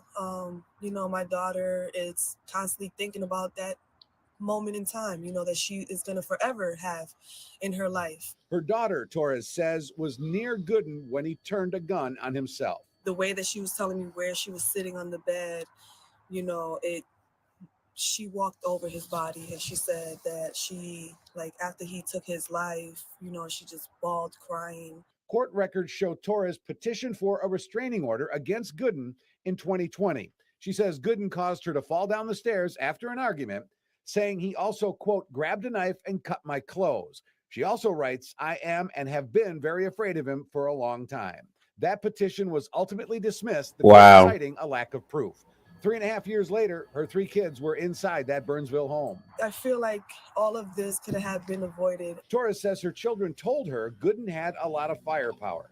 Guns based on a prior criminal conviction Gooden was not legally allowed to possess. It was handguns, ARs, rifles, a lot of, you know, heavy artillery that you don't even need. After all of it, Torres and her children have a message for the families of the fallen first responders. My kids feel for the family of the lost victims as well. You know, I think we're just all in mourning right now.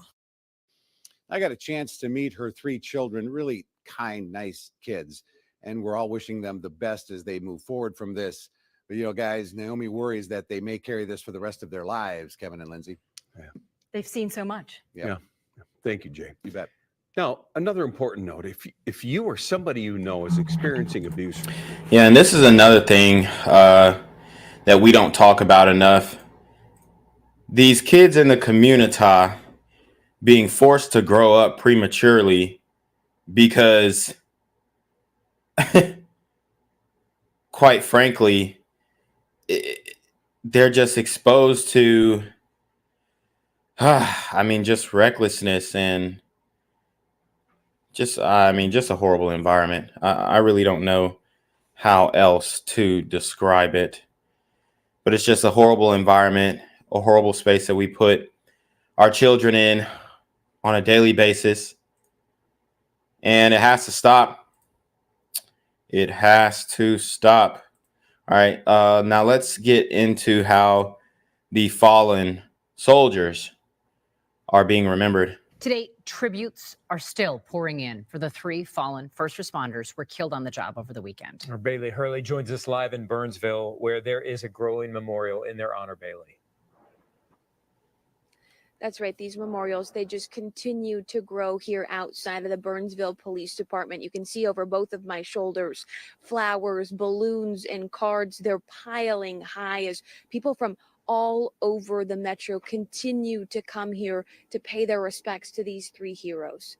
Now take a look at this video from yesterday. This is a solemn procession.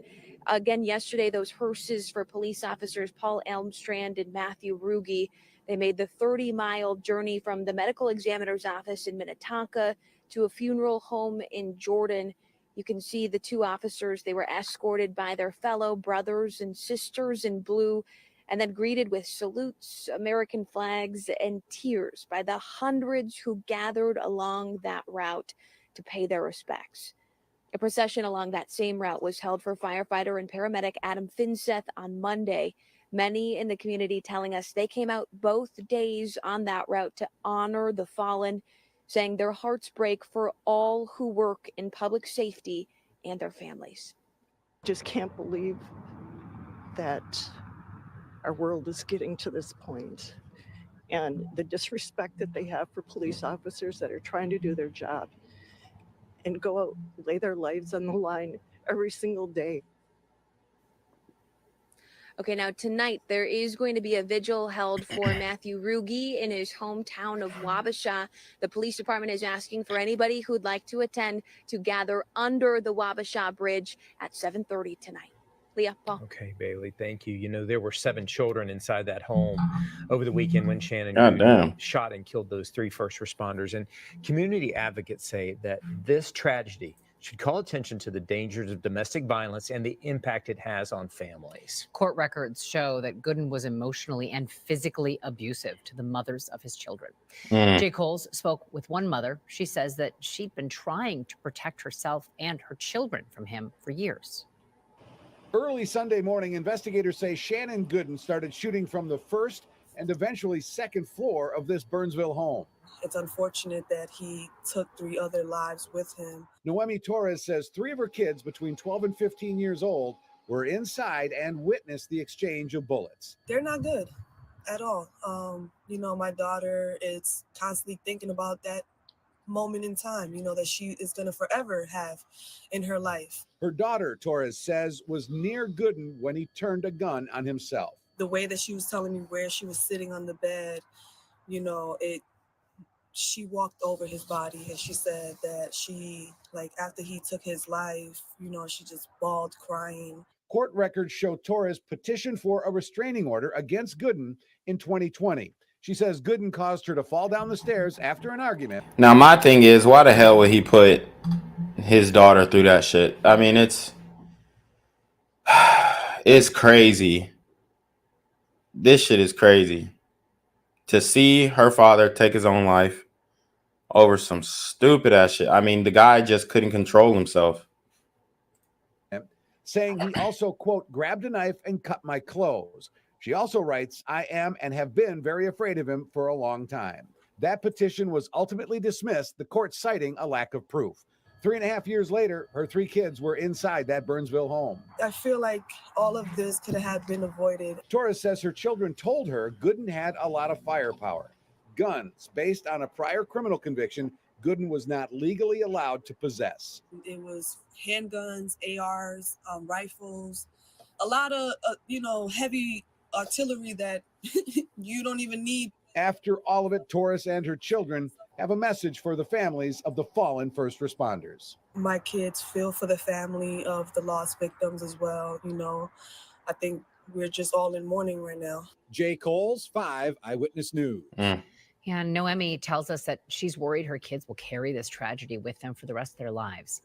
The group Violence Free Minnesota issued a statement yesterday in the wake of this shooting, saying in part, domestic violence is a crisis that has extensive ripple effects, saying our schools, hospitals, workplaces, places of worship, and neighborhoods are all impacted in some form. The families of the first responders and the families of the women and the children are all affected. The circle of impact caused by domestic violence touches everyone. It is a through line across our communities. Yeah, it affects everyone, but it affects the Black community at the highest rate. Okay? At the highest rate. I believe something like Black women are 5 times more likely to experience domestic violence than any other race. So when it comes to the violence, this is a community issue. Like I continue to say, and I continue to preach on this channel. Okay? It's a community issue. Something that we got to take care of quickly, with starting off with group accountability. And I think that is definitely necessary to make the important steps that we need forward.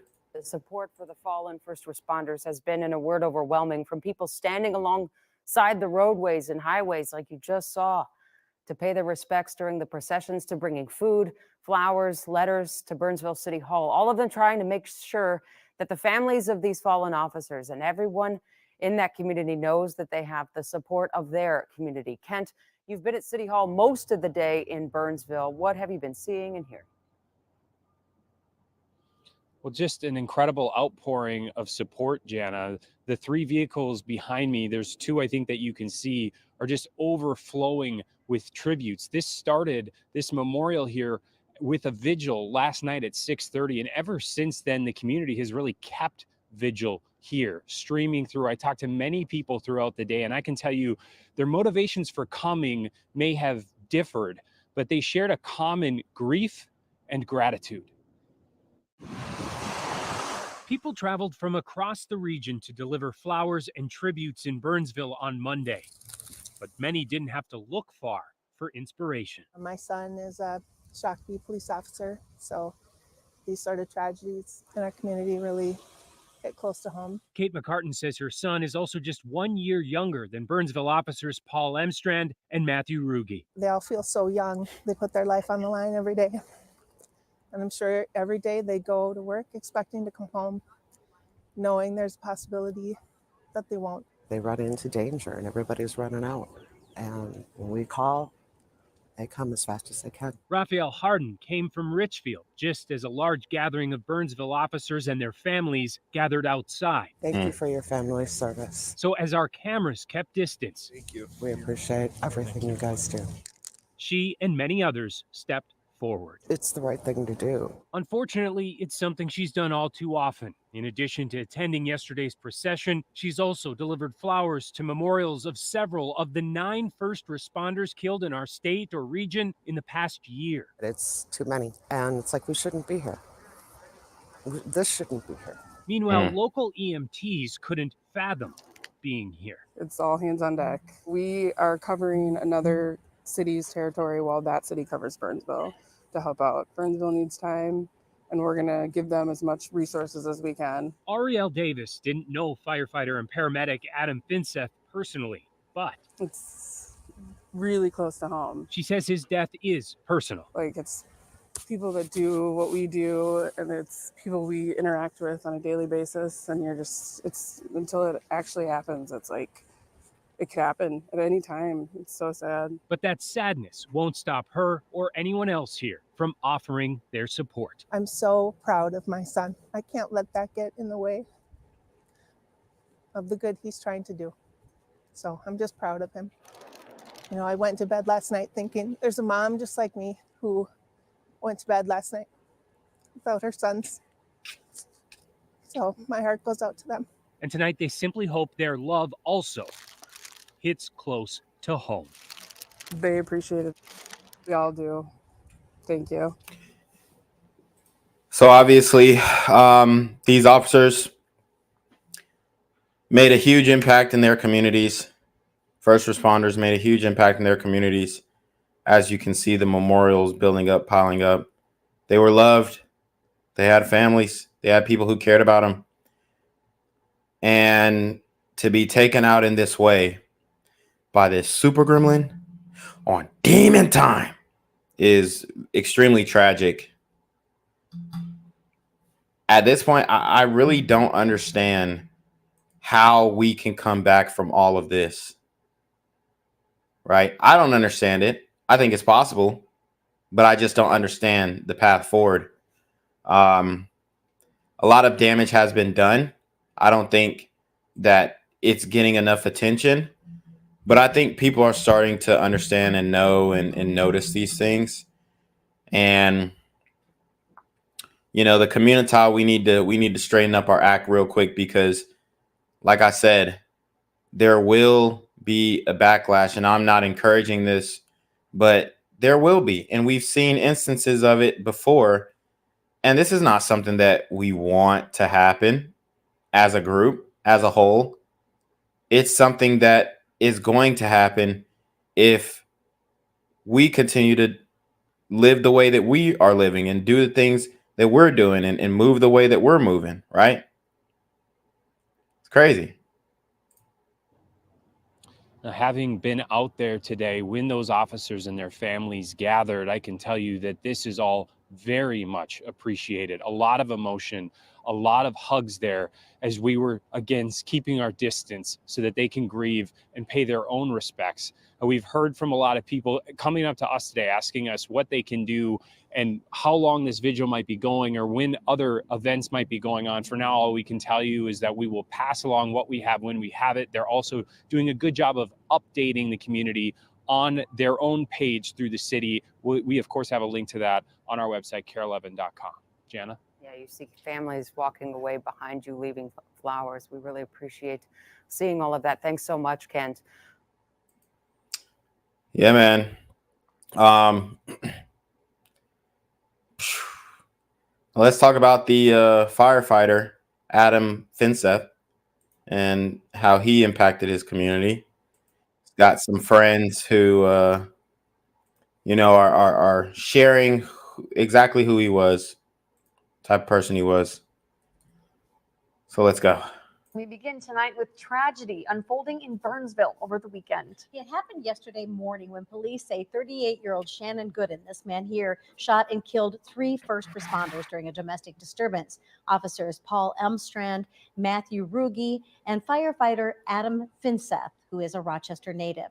And tonight we are hearing from some of Finseth's closest friends. Joining us live from John Marshall High School is ABC 6 News reporter Theodore Tollefson, who has reactions from some of those who knew Finseth best. Theo. Maisie, Robin, Adam Finseth graduated from John Marshall back in 2001. Today, I spoke with 3 of his closest friends who are still grieving over Adam's death, but they are remembering him for the genuine and selfless friend he was.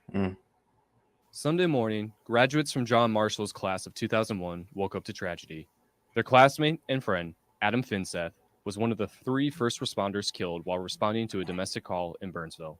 You know, I think for anyone going through this, it's just a shock, right? Like you just can't think that this is actually happening. Many of Adam's friends are remembering him for the size of his heart that had a space for every one of his friends and family members. He just had a very strong connection and genuine, like, just love for everyone that he touched. Creating friendships that lasted a lifetime. When we get the chance to get together, it's like we've never we're never separated. Even though it's sometimes a year or two before we can see each other again, it's almost like there was no time in between at all. Adam was the friend you could call for help on anything.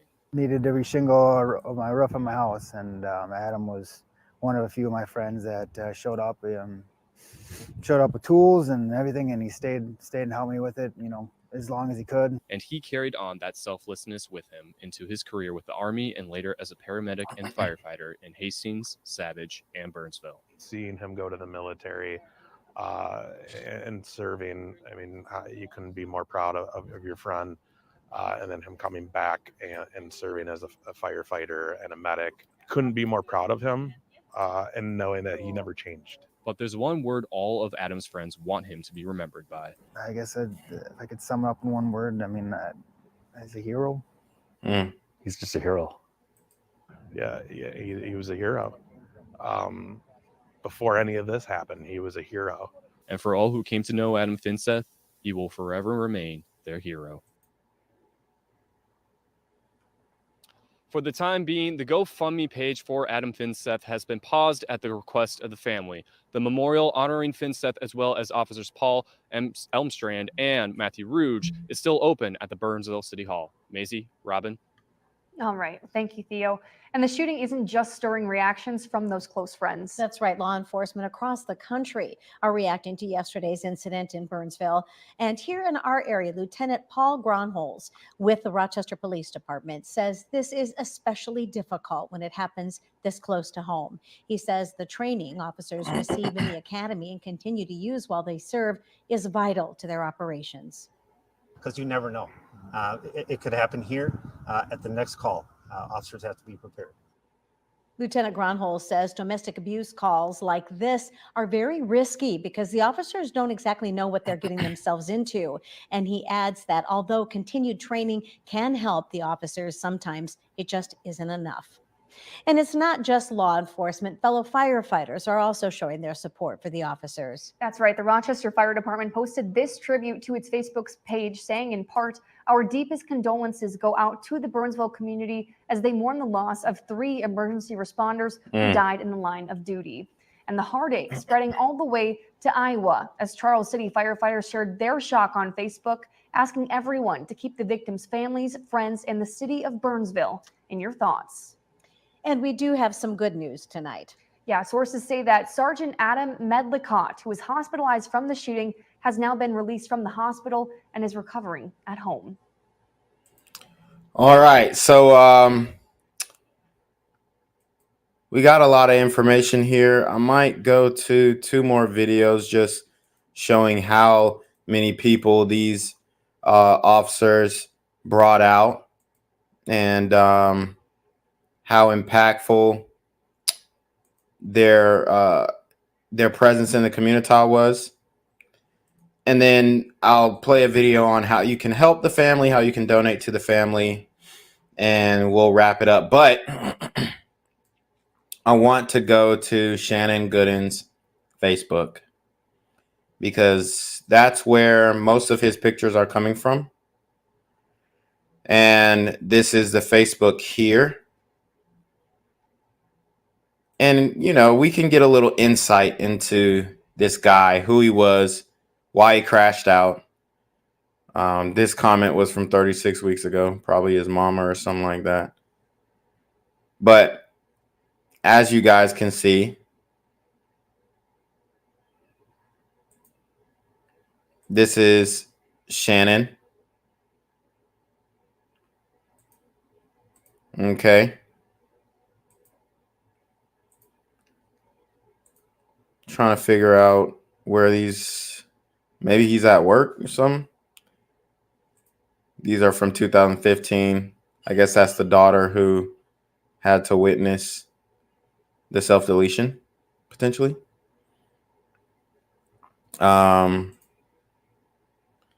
Flicking off the camera.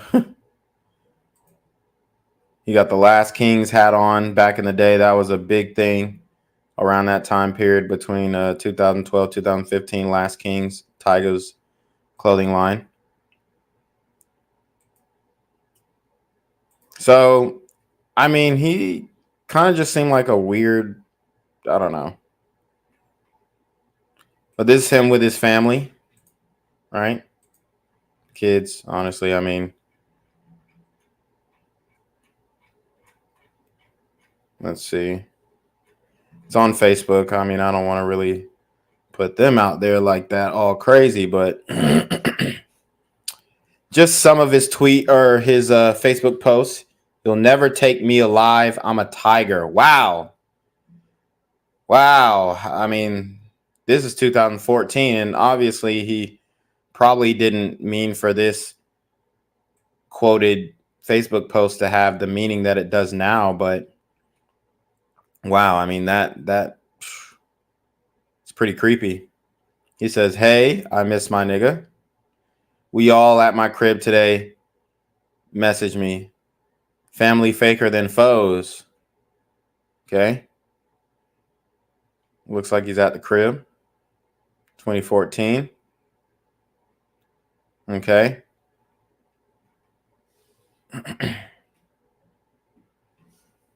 Looks like he's drinking a little bit. 2014. Talking about some Who With It. Listening to Kevin Gates. Ordered some amps. Here's a white boy who was in his video. Lil bro chilling at my crib after eating some bomb food. Okay, here's the video that obviously went viral that I showed you guys. And this is a longer version of it, I guess. Let's see. She's expendable. Is it on? It's on. It is already. We got little bro. We got little bro Eric and big bro. Sure. That's right, baby. And I hold my shit sideways because I blaze different. And we shooting at that white thing down there.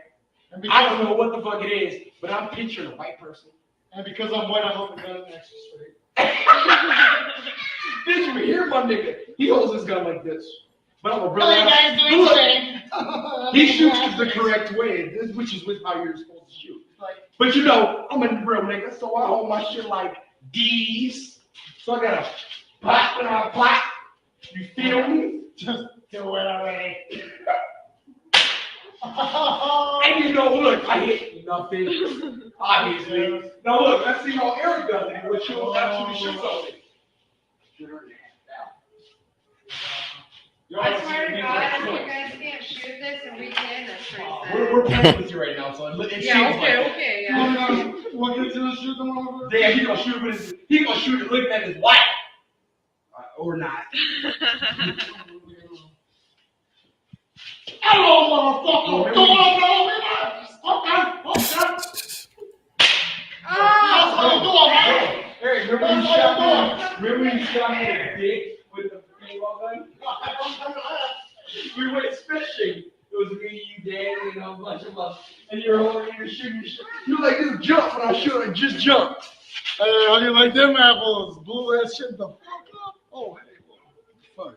I don't think I broke everything. You touched something, though. Damn. You ricochet. I can probably shoot it like this. You probably could. Hey, we get 3 shots apiece. So you're on your first shot. I took one gay ass shot, sideways like a near shoot, but that wasn't my. So you heard what the? Yeah, damn. Hold on, run it back. Did this ninja just call himself a nigger? What the fuck? Shots apiece. So you're on your first shot. I took one gay ass shot, sideways like a near shoot, but that wasn't my real shot. Of course not. As you can see, there are no. That's pretty wild. Lord have mercy. I mean, obviously, him and this white boy were pretty tight. Looking at Eric Johnson's page. I'll open that up in another tab. I mean, because he doesn't really have much to do with this. But these guys were buddies, so I guess I don't know, man. This one's wild. This one's wild, but he's definitely a weird guy. For sure. Let me see what Eric's talking about. Hasn't posted since 2019. Looks like he's married. The woman in the video potentially is probably the woman who was holding the camera, probably his wife. But yeah, he hasn't really posted much. So, but yeah, that was his buddy. Good old Eric. Let's see. Somebody says, I hear the girl and child air gun games ain't really a premonition except the white people thing. Right. Okay. So let's get into some more of these visuals, the memorials, and then we'll get into how you can help the families of the fallen. Then we'll get up out of here. Burnsville, the state of Minnesota, and people all across the country in mourning tonight over the killing of 2 police officers and a firefighter paramedic. Good evening, everyone. I'm Brett Hoffland. And I'm Kirsten Swanson. Tonight, the BCA is investigating the fatal shooting that claimed the lives of these 3 men, Officer Paul Elmstrand, Officer Matthew Ruge, and paramedic firefighter Adam Finseth. We have live team coverage tonight. Jay Coles has more on how a domestic call turned into a deadly gunfight while several children were in the house. But first, let's go to Brittany Ehrman, who is at a vigil honoring the heroes who died in the line of duty and has more on their service to the city. Well, just by looking at the hood of this squad car, you can see the love and support from the community. There are piles of flowers, candles, and balloons. Just within the last hour, we saw Minneapolis police come and stand here and pray next to the car. We've seen heavy hearts, tears from children, and in the midst of tragedy, the Burnsville community still found a way to stand together. Jesus, Trying to find the right words. when you come If it's through a song, hear our prayer or prayer. and comfort our hearts. At a Sunday night vigil, over 100 people came to pay their respects to 3 first responders in Burnsville who took a domestic violence call early Sunday morning and never came home. This is a caring community, and we've all suffered a loss of our family. This is a hard day. It's a really hard day for our public safety family. We're hurting. 40-year-old firefighter and paramedic Adam Finseth has been a part of Burnsville Fire since February of 2019. 27-year-old Burnsville officer Paul Elmstrand joined the city's police department in August of 2017 as a community service officer. 2 years later, he was promoted to officer. He was also a part of the department's mobile command staff, peer team, honor guard, and field training unit. Officer Matthew Ruge was also 27 years old. He joined Burnsville PD in April of 2020. He was a part of the department's crisis negotiations team and was a physical evidence officer. There are little children here who are going to be missing their daddy. And as a dad, that breaks my heart. Minnesotans brought flowers, candles, and heartfelt messages to this vigil to remind Burnsville first responders they're not alone. We're going to grow from this and take care of each other. I hope everyone who sees this, when they see a police officer, they're going to say, thank you for your service. And a paramedic or a firefighter, they'll say, thank you for your service. In Burnsville, city officials say they are in touch with those impacted families to see the best way people can support them during this difficult time. And I do want to mention there is still an officer in the hospital who was injured earlier this morning in that shooting, but they are expected to be okay. Live in Burnsville, Brittany Ehrman, 5 Eyewitness News.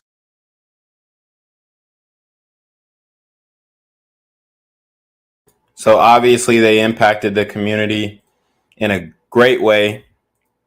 And everyone's remembering them for who they were and the heroes that they were. And it's just sad that they had to get caught up in this guy's mess. A vigil is being held right now for the 3 first responders killed in Burnsville this weekend.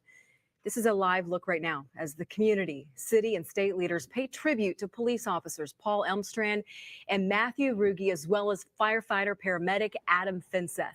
Shout out to Boy Cochina with the $5 super trap. He says, Christy Swanson, the original Buffy. No way. Hey, BGZ.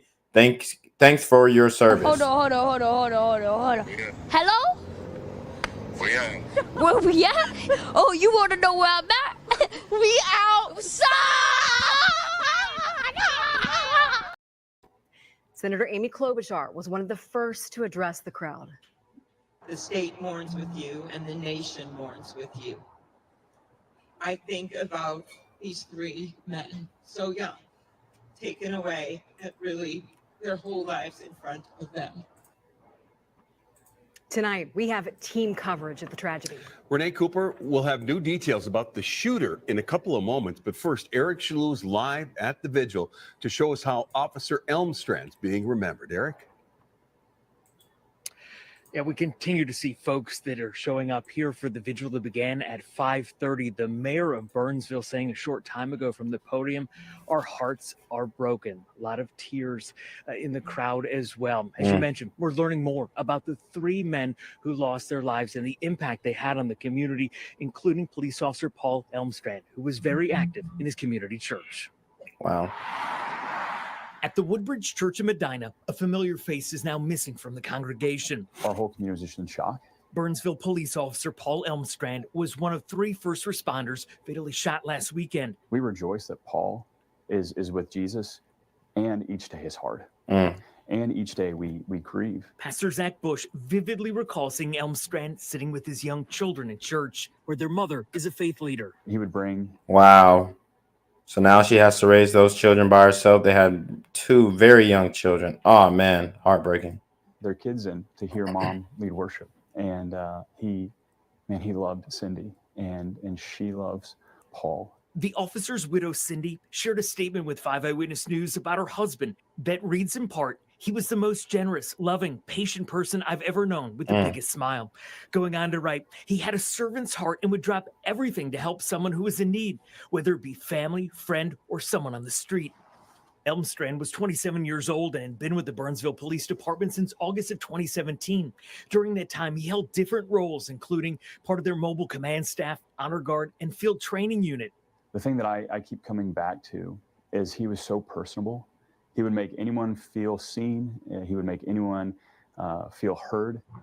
The community lined the streets Tuesday afternoon as a procession took the fallen officers, including Elmstrand, to a funeral home in Jordan. A heart of sacrifice, of selflessness, of servitude.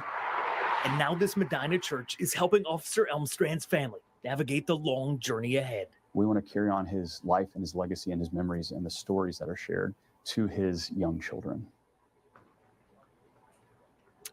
Starting by getting a meal train going for his family and also a fund to help his two children and his wife, who's the faith leader at their church. I listened a short time ago. One of the city leaders that came up to the podium thanked the many departments here in the South Metro that have offered their assistance, including some of the fire departments that are helping taking calls for Burnsville Fire as they grieve.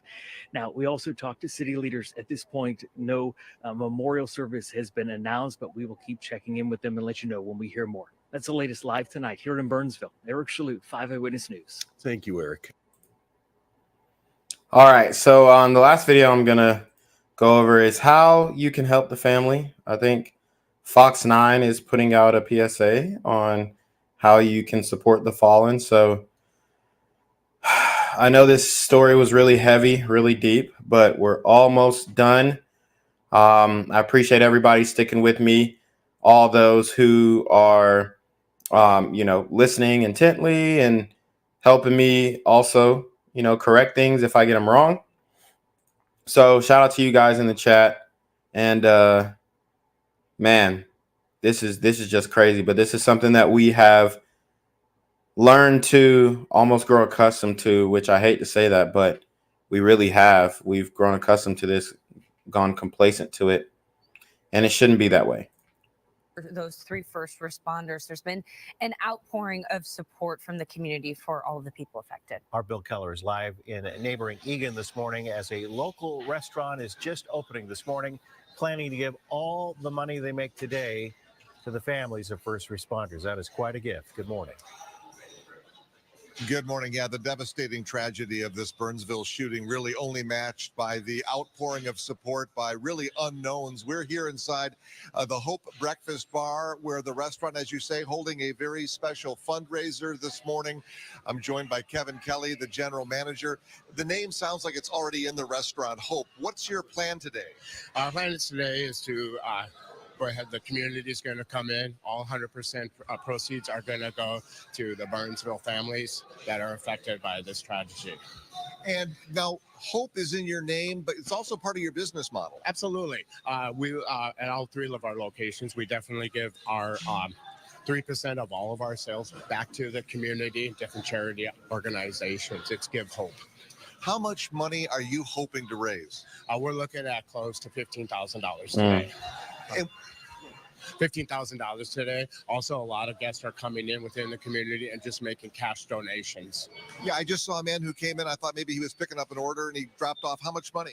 Just 60 right now. We're up to about 260 just from the community coming in since we just opened. So the doors just opened at 8 o'clock. This will be going on till 3 this afternoon. That's their normal restaurant hours.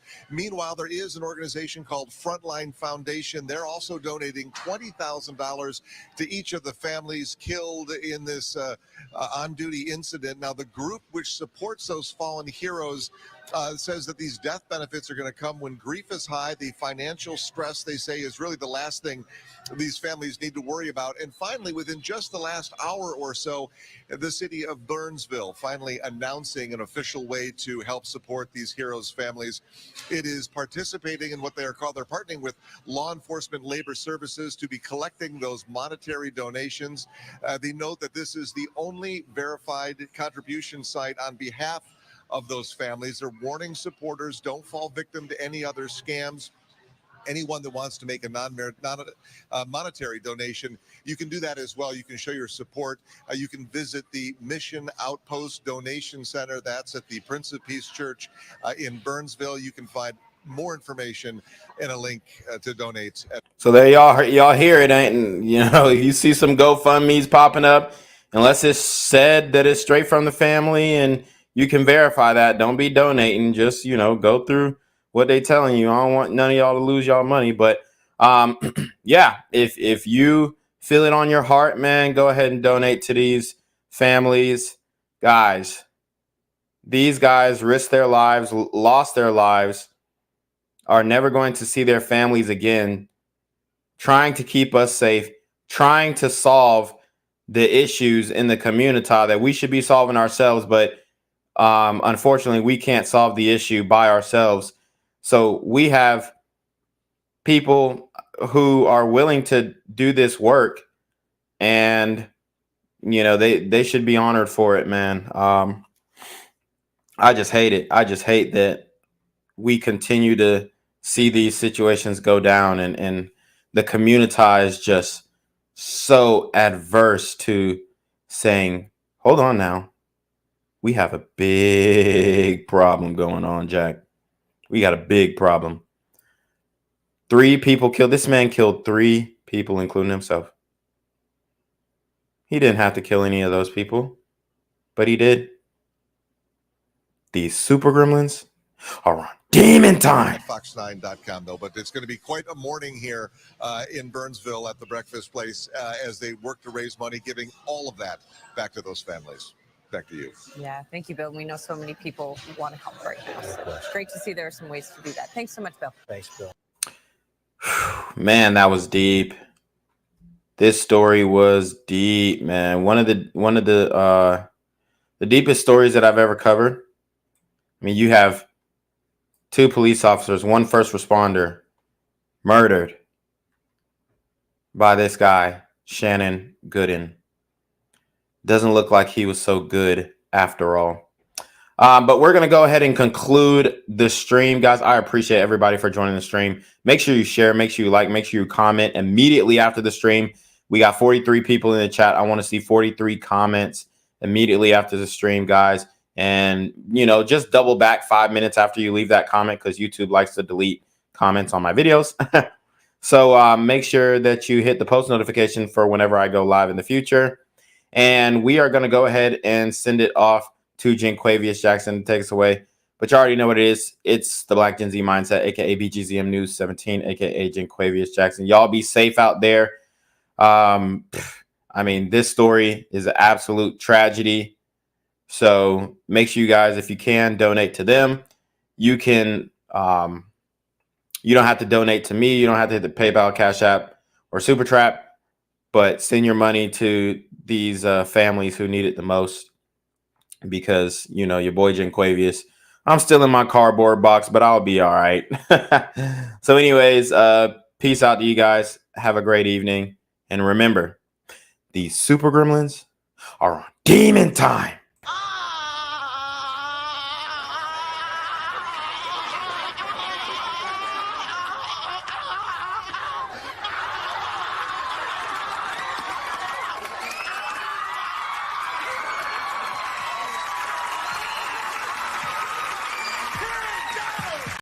What's good, Shadow Realm?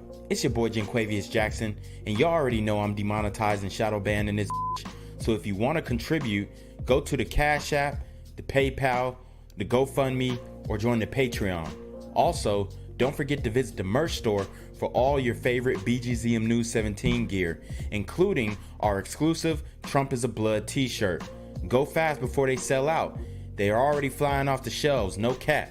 And remember, these super gremlins are on demon time. I'm here on the corner of MLK and Medgar Evers, and it's a very tranquil scene compared to just a couple hours ago where a drive-by shooting just took place.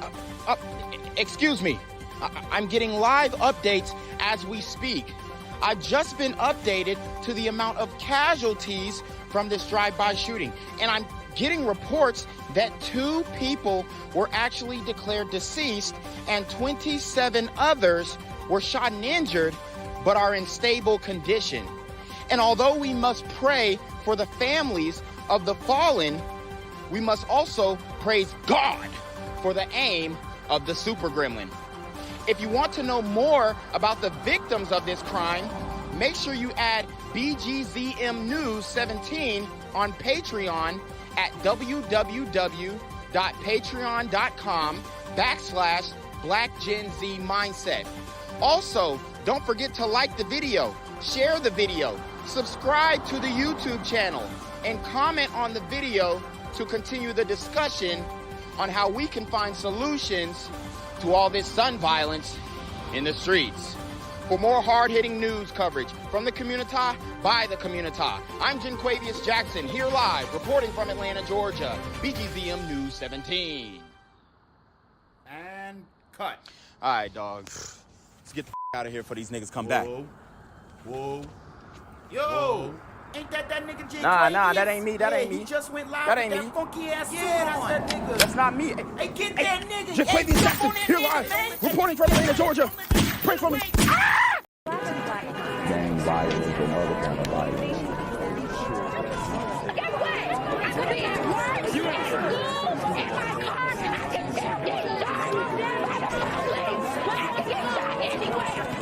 So it is what it is.